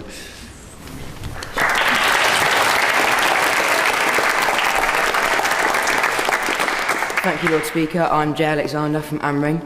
And I'd like to ask everyone this. Is it really possible to monitor the population of our country, which is over 60 million strong?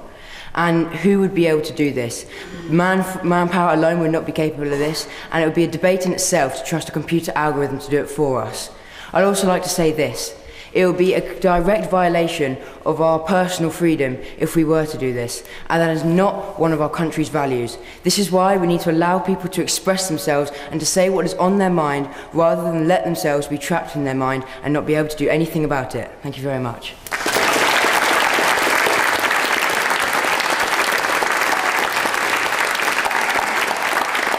And now Linus West, who's going to argue for perspective 2.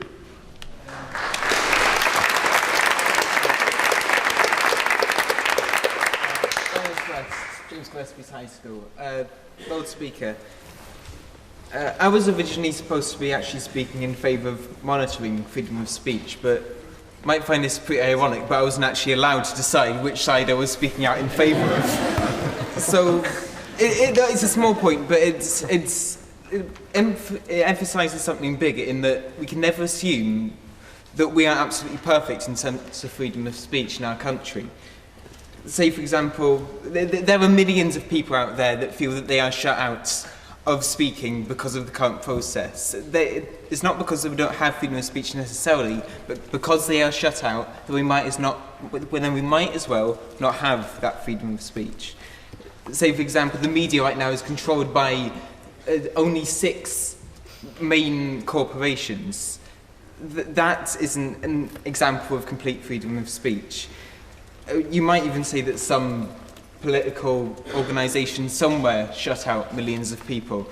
I don't know, but it's just an important point that when we're debating freedom of speech, we can never assume that we are perfect. Yes, there are other examples, historical examples in the Middle East, in Africa, in other places around the world that are worse than us, but we can never assume that we're absolutely perfect, and that's absolutely essential to consider when we're debating this topic. Thank you.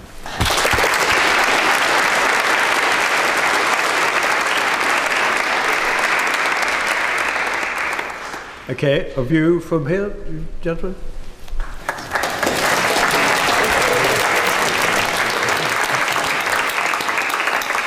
Thank you, Lord Speaker. My name is Beau Frisette and I'm from Wilson School.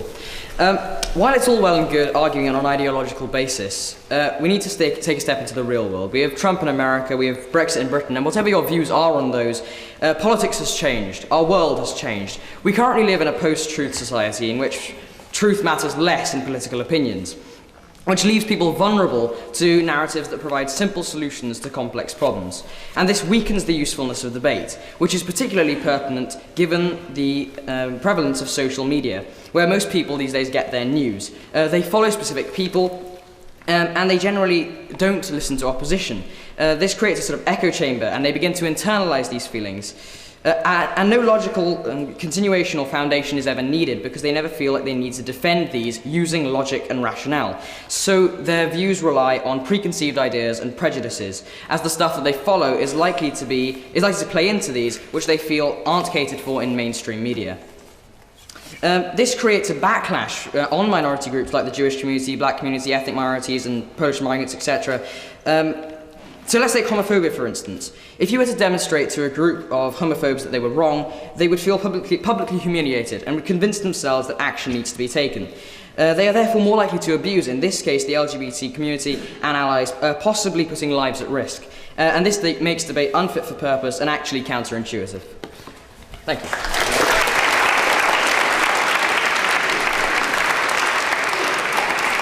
And now Ryan Smith to argue for perspective 1. Yep.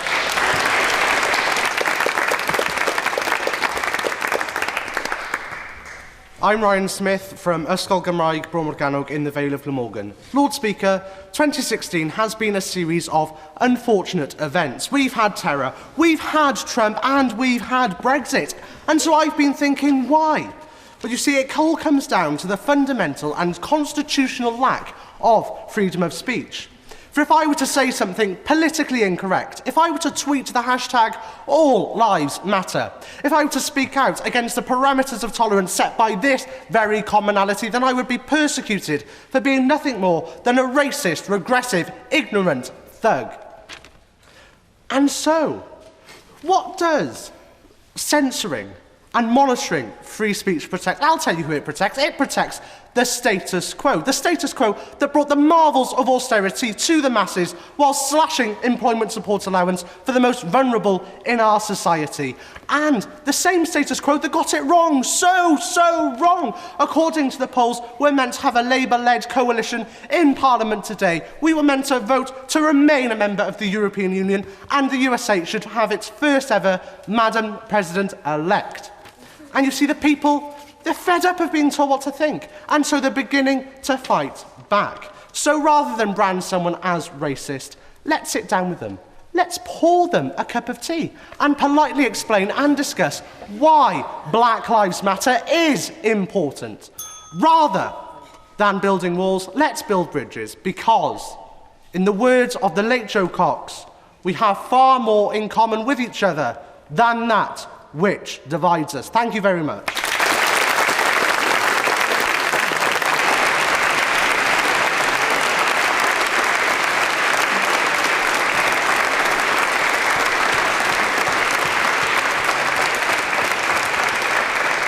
Okay, views? Yes. Hi,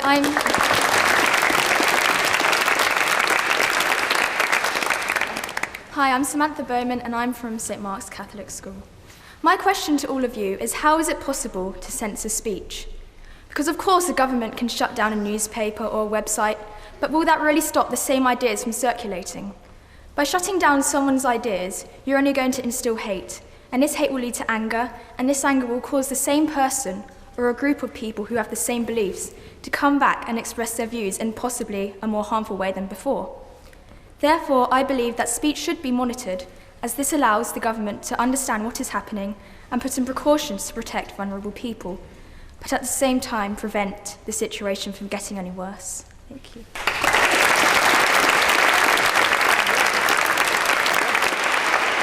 Now I want to call Salim Ahmed to argue for perspective 2. Salim?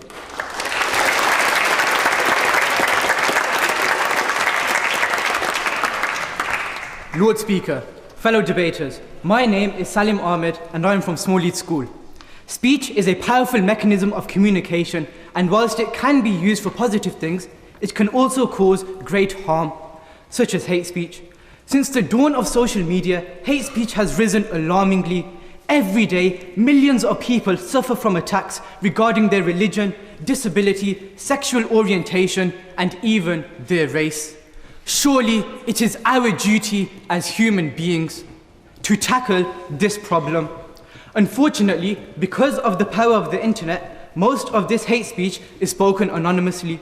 However, with the monitoring of speech, this would not be the case. This is why we should monitor speech, as the people who use their form of communication in a negative way should be disciplined appropriately, depending on the severity of their actions. Therefore, monitoring speech is the perfect solution. It is essential because it neither restricts people from voicing their opinions, nor allows hate speech to continue. It would allow you to simply watch back and intervene when necessary. In addition to hate speech, there is also the viral spread of disinformation that threatens to destabilize our society and its institutions. Speech needs to be monitored to ensure that the most significant decisions we make are informed by true and accurate information. Thank you for listening.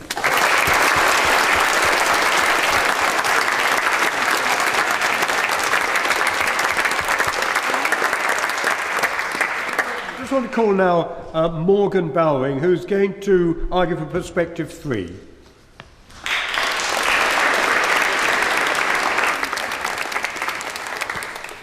Thank you, Lord Speaker. My name is Morgan Bowring from Ysgol Gymraeg Bro Morgannwg in South Wales. Censorship. There is no denying that people fear the word and what it entails, but that is because people simply do not know its definition. You see, censorship is the suppression or prescription of speech or writing that is deemed obscene, indecent, or unduly controversial. Now, people won't hesitate to question the morality of censorship, but is the morality of an action not based off of results? Therefore, an action that's results maximise happiness and minimise pain are, by definition, moral actions. There are times that the government has a moral obligation to censor speech. Censorship is needed to preserve national security.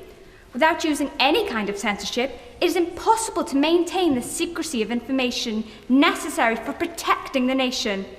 Censorship protects a nation's military or security secrets from its enemies who could use that information against us. And in addition to national security, censorship can stop outbreaks of mass hysteria amongst the public. By censoring certain types of images or videos, society can prevent offensive or vulgar material from offending those that it targets. So should society censor material that is insulting in order to maintain societal harmony? Yes, it should. Censorship can be and is viewed as a way to protect society as a whole from indecent material and protect our nation's security. Thank you.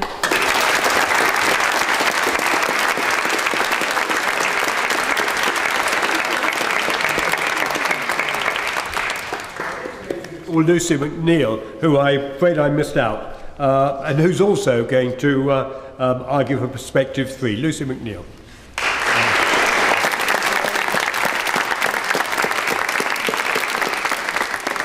Hello, I'm Lucy McNeil from Framagate School, Durham.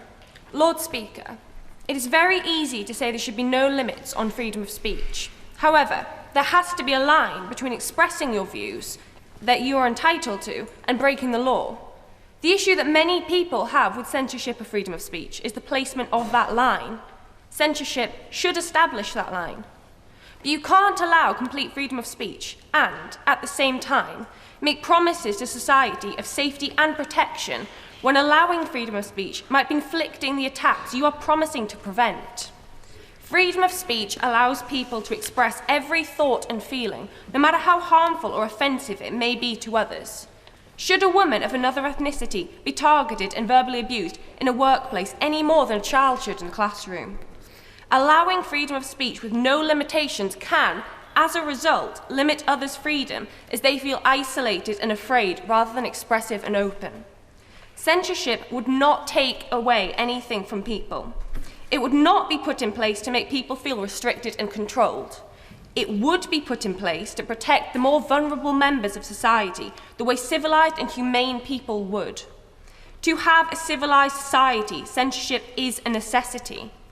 Speech has to be censored to ensure that people can't use their voice because they can, but to influence and benefit society. Thank you.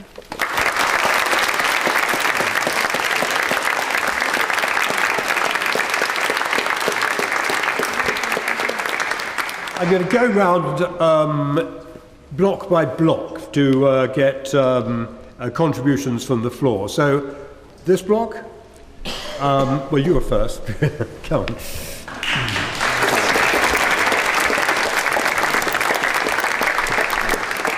My name is Adam Delizia from Wilson School.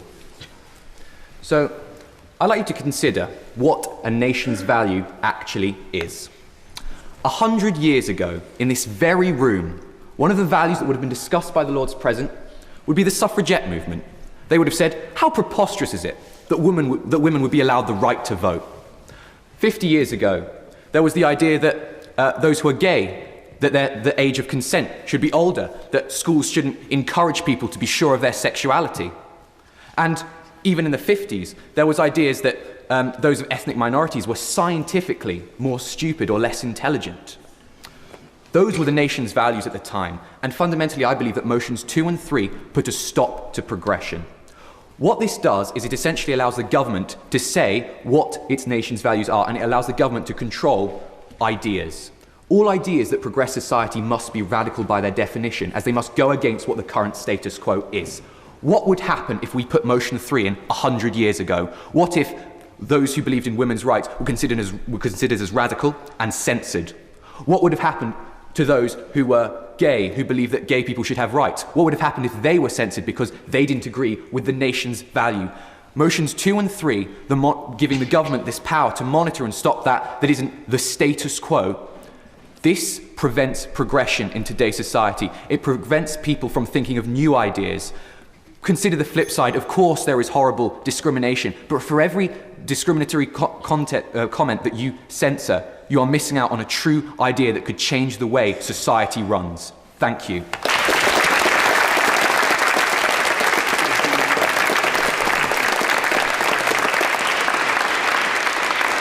Now, in this block here, let's go down to you, sir. Yes?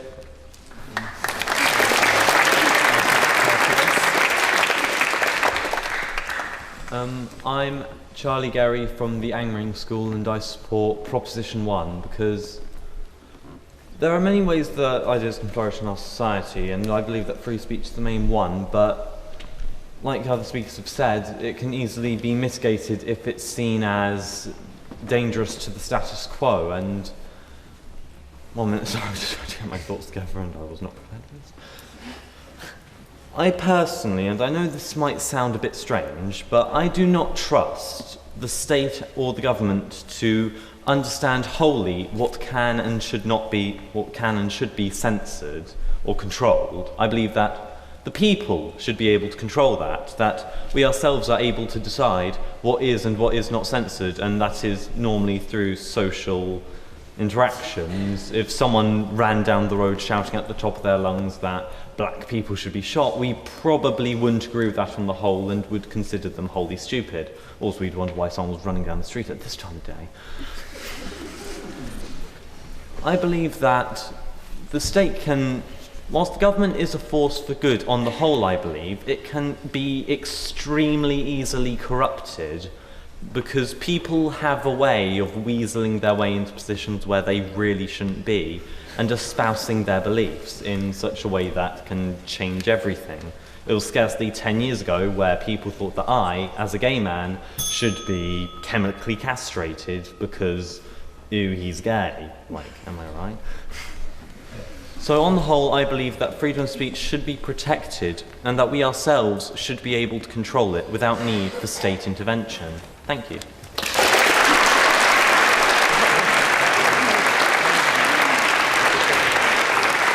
And the block over there, lady in the middle of the front row.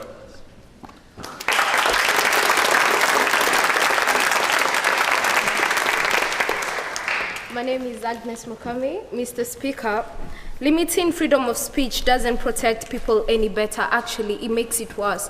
Why? Because when you limit people from expressing themselves in one way, you actually give them a choice to look for other alternatives, and this could be violent or aggressive behavior.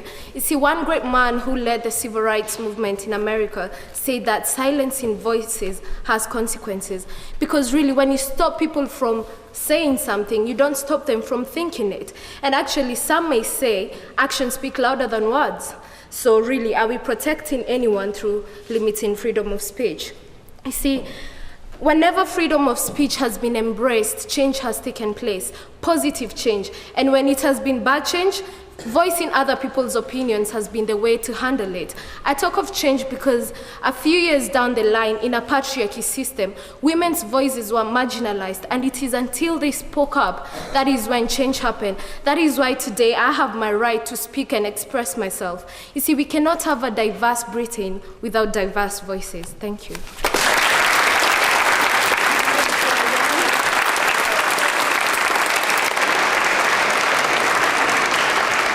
And is there anyone? Yes, lady right at the back in the middle row.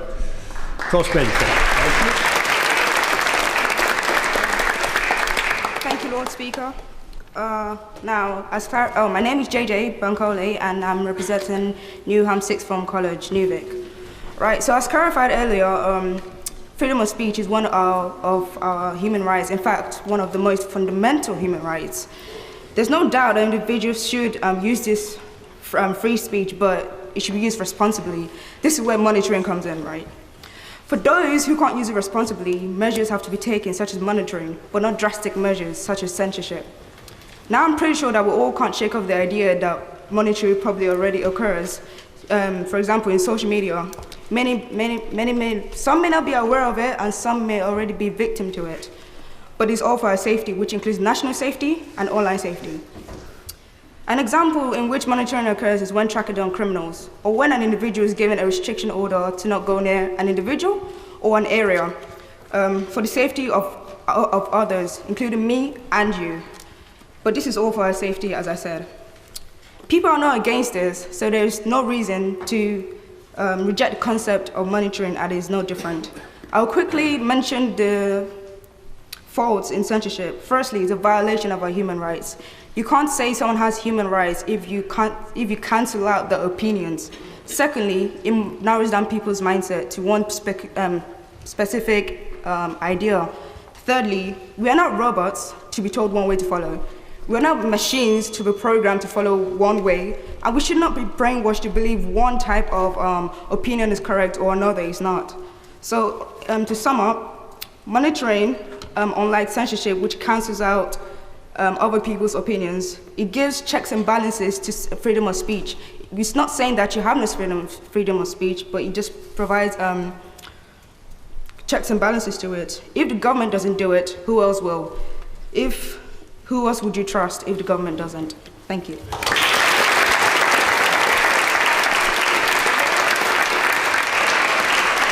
Far block over there. Anyone in that far block wanting to speak? No takers. In the middle block here? Yes. Mm.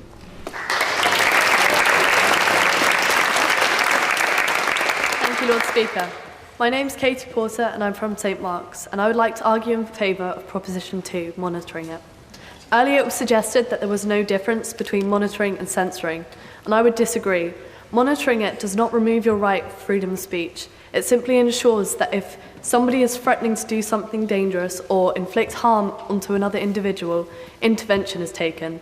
Censorship, however, removes your right for freedom of speech, and often people turn to more extreme actions when their speech is removed.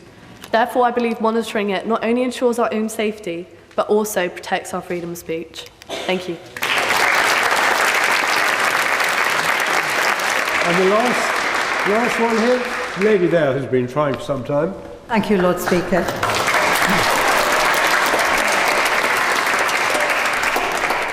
My name's Vicky Seddon. I'm from Speaker's Corner Trust. And I want to congratulate the quality of the speakers today from the young people and the contributions they've made, which I think have been fantastic. And I think it made me reflect on the difficulty we as a liberal democracy face when two very important rights seem to be in conflict with each other. That is the right to freedom of speech, very, very important, and that's been very clearly expressed here. But also the right to live free of intimidation and harassment, which is also a very important right if we are to live in harmony with each other. And how we try to resolve those, if they can't be resolved when they are in conflict. If one of them is absolute, then the other cannot be absolute. If this one is absolute, then the other one can't be absolute. And how we find a way of mediating between those two rights and resolve those difficulties and conflicts is a serious issue for us, to which we need to put our best efforts and our best brains. And it seems to me that I think it's unfortunate that in Proposition 2 that responsibility has been given to the government, because as various people have said, the government itself needs to be monitored and kept an eye on. And I would like to see our democratic institutions much more involved in finding ways of resolving the conflicts that we inevitably find. Lord Levison, I thought, did us a very great favour in how he suggested we deal with really serious and difficult questions within the press. And I think that might be a useful precedent to think about how we try to resolve these issues between these two rights, which we all seem to appreciate are important, and yet we haven't found a way of resolving the conflicts between them.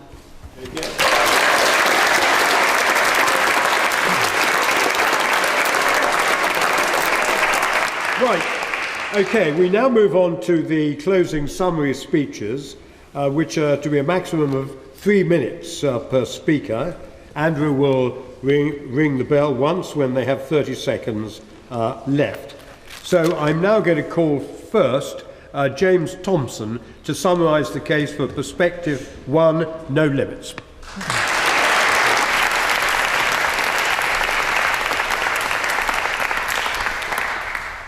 Good afternoon, ladies and gentlemen, Lord Speaker. I'm going to summarise why we should have no limit on free speech. Words are the most powerful weapon in today's society. Words are more powerful than guns and bullets. Now, why are they more powerful? They're more powerful because they allow us to spread ideas and concepts that can destroy and establish entire nations. In 2010, the Tunisian government was ousted in the Jasmine Revolution because people spoke to each other and over social media and decided that the country needed to become a democracy. The Tunisian government could not keep these ideas from spreading because censorship doesn't make these ideas go away.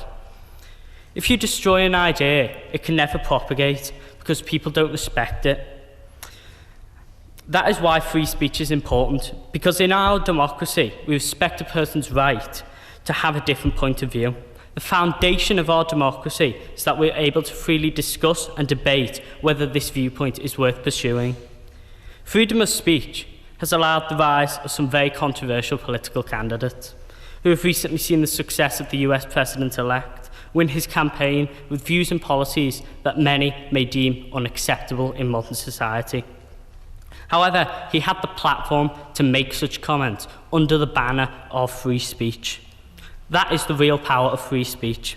It allows anybody to come up with an idea and discuss it, even when it is amoral or controversial. Words can provoke responses that stir the human soul to its very core, often due to ideas and concepts which many find uncompromising, disturbing, even abhorrent. However, we need to hear these views in order to debate these views, to explain to people why they are wrong. And we can only do this in a society that allows free speech. If we destroy a person's freedom to communicate their view, it does not mean that their view will go away. Instead, it will fester inside their mind, rather than see the opportunity to be rationally discussed and debated. Indeed, it removes the opportunity to confront such opinions, to persuade and explain to them the reason why their opinion is incorrect. Silencing someone will never cause their opinion to change. Debate will. Some of the debates have taken place in this great house and its near neighbour. Many of these debates have been controversial, emotive and historic. Some have even changed the world. In order for a debate to exist, there must be a counterpoint, an alternative or an argument. In order for this to exist, there must be confidence that one will be given the opportunity to make a statement which people might not agree with. Without that, this grand chamber will become nothing more than an echo chamber. In our world, the best ideas can be expressed and put into action, and the worst ideas can be debated and discredited. And so, as my partner Patrick said, let's stand together to sharpen the sword of free speech.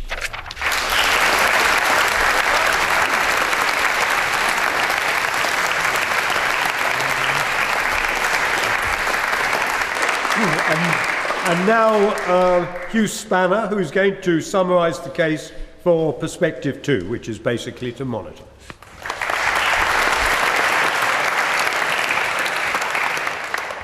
Lord Speaker, ladies and gentlemen, a year ago today I was very nervous. I was preparing to meet a notorious advocate for Islamic State in Britain to interview him for a Christian magazine. I knew we could be accused of helping him to promote his inflammatory ideas. I wanted to expose their rottenness, but we ran the risk of only giving them more exposure. But how can you oppose something unless you understand it? And how can you understand it unless you give it a hearing? In the event, the interview never took place. It turned out the man had just been arrested. Today he's in prison, convicted of inviting support for a proscribed organisation. If I say I'm glad about this, you might think my position contradictory. So let me explain. I don't believe in censorship. I would still encourage thoughtful people to try to understand Islamic State's apocalyptic worldview. I would still engage with their advocate if I could. But reluctantly, I accept that it's sensible for the authorities to silence him. You see, I also don't believe in the absolute right to free speech. I don't believe that any of us are entitled to say whatever we damn well please. Our right to express ourselves is qualified by other people's right to be protected from deceit, manipulation, abuse, intimidation. In Homer's Odyssey, the sailor Odysseus finds he has to steer a course between two fearsome dangers. On one side is a huge whirlpool, on the other, a hungry six-headed monster. There is no way to pass between them unscathed. If he keeps a safe distance from one, he comes within reach of the other. It's a good metaphor, I think, for what we've been debating today. The idea of unlimited free speech sounds so enlightened, so exhilarating, so seductive. Like the whirlpool, it will pull us in and pull us down if we don't keep our distance. But what's the alternative? The law and the shadowy agencies that enforce it. And it may be no exaggeration to see them as a hungry monster and getting hungrier. Like Odysseus, I believe that we can only stay vigilant and try to minimize our losses. We must resist the pull of the idea that we should all be free to say what we like, but we must be equally mindful of the dangers of clamping down debate. Given that we cannot escape unscathed, I propose that our least harmful course is to allow the authorities to monitor the debate and intervene if, and only if, it is absolutely necessary. But we should allow it reluctantly and with all our wits about us. Thank you.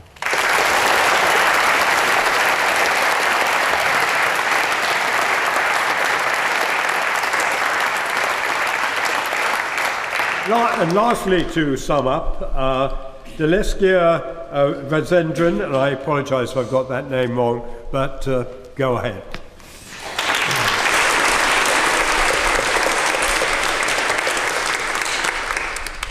Good afternoon, Lord Speaker and my fellow debatees.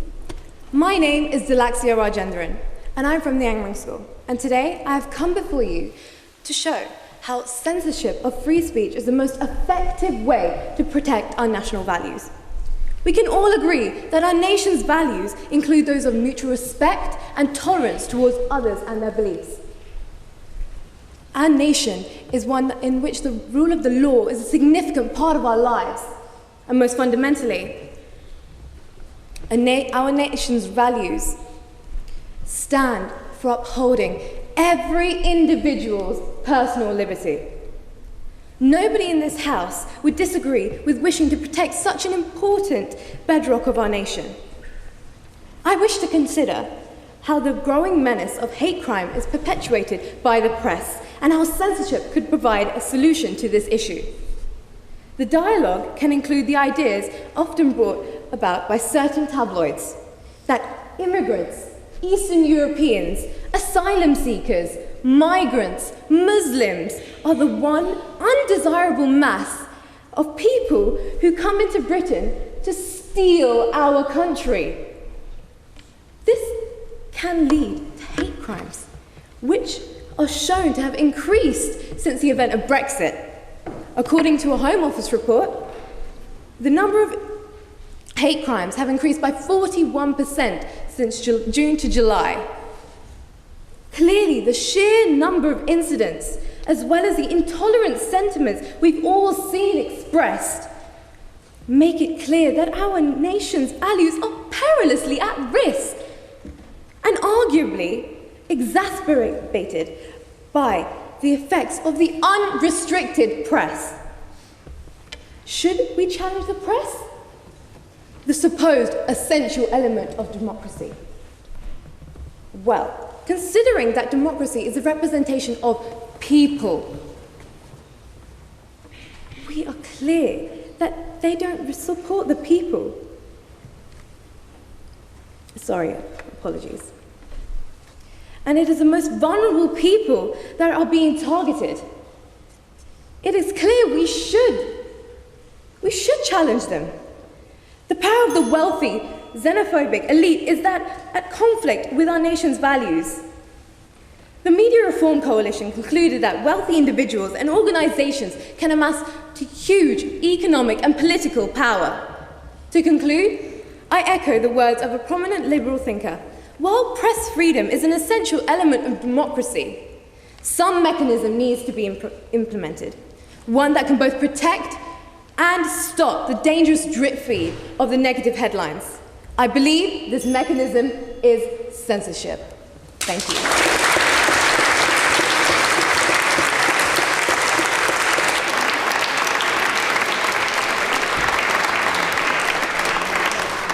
Right, well, I would like to thank all the speakers for what has been an excellent debate, not just the speakers who have prepared, but very much the speakers who spoke impromptu. I'll just say a word or two about that in a moment. But we now move to the crucial vote.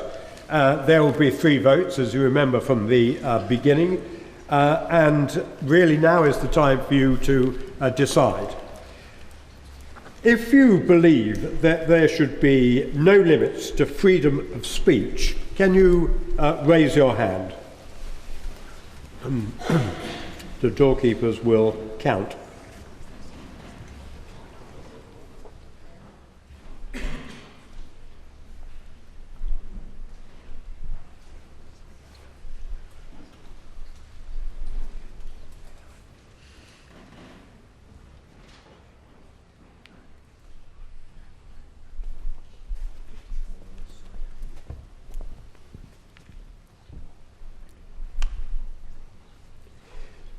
Right, thank you. If you believe that we should monitor freedom of speech, perhaps you could raise your hand.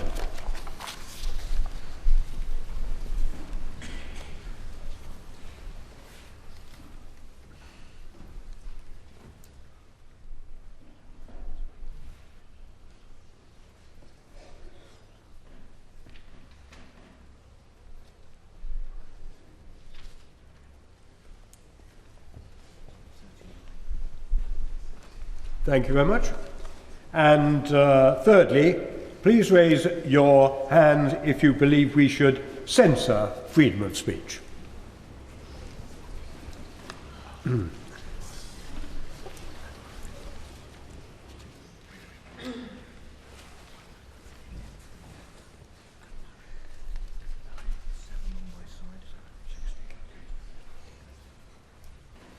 And I'm just waiting for the doorkeepers with their usual skill to come up with it, and with also with the position as compared where we were to begin with. I'm going to do it, I think, in reverse order. For censorship, 16 voted, and that was -4. We then came to proposition 2, vote 2, which was basically to not to censor freedom, but to, I forgot it myself now. We'll go back a bit, must get this right. To monitor freedom. You remember that that actually at one stage was winning, but it was 75 votes, and that was -11. So the debate went rather against that proposition. And the first vote, vote 1 on proposition 1, which is absolute freedom, content, were 98, and that was +19. So the vote went very heavily in your favour.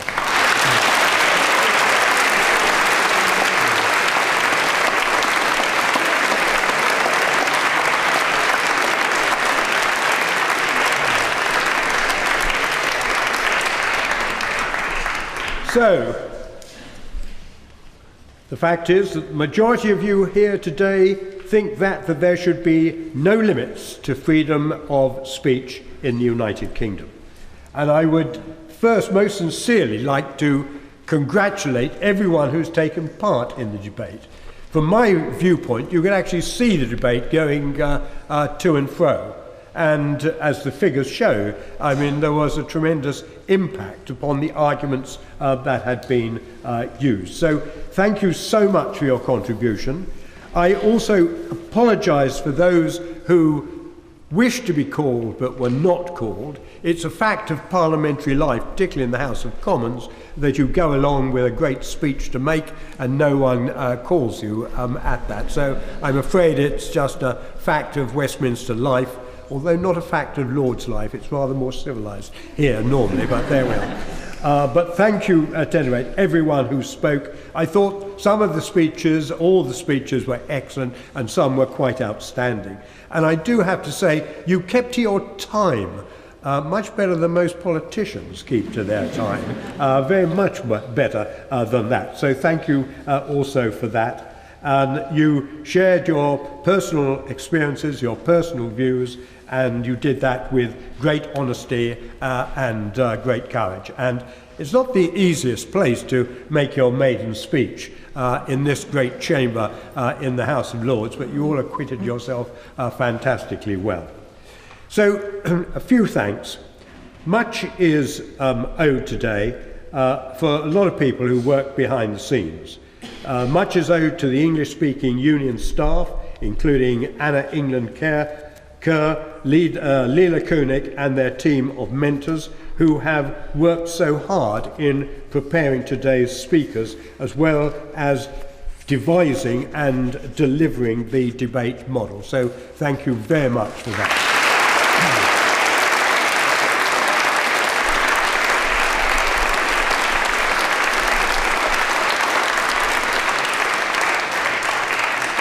We owe thanks also to our other event partners, Speakers Corner, Trust, English Pen, Migrants Organised, 38 Degrees and Newham Sixth Form College, who've contributed a great deal in the run-up to this debate. So again, thank you very much to all of them.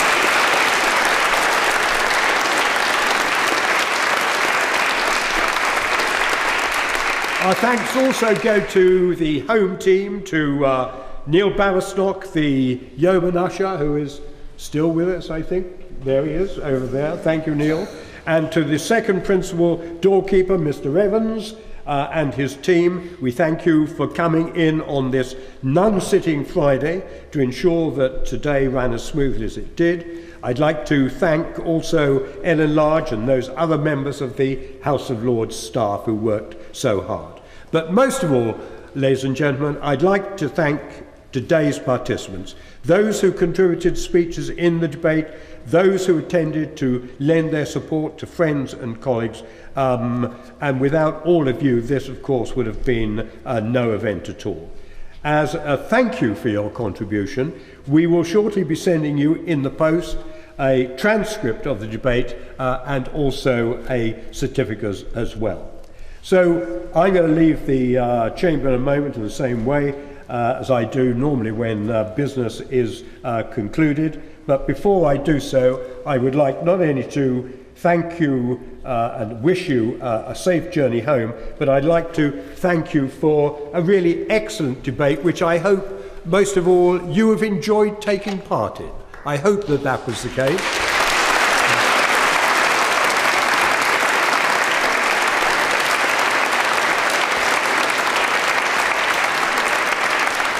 So thank you very much. It really was, and I do not exaggerate this, really was the most excellent debate. I congratulate all who took part, and I just commiserate with those who sat and wanted to take part. But it's been a great debate, and in my mind, you came to the right conclusion as well. So there we are. Thank you very much. I will now say good night. Bye-bye.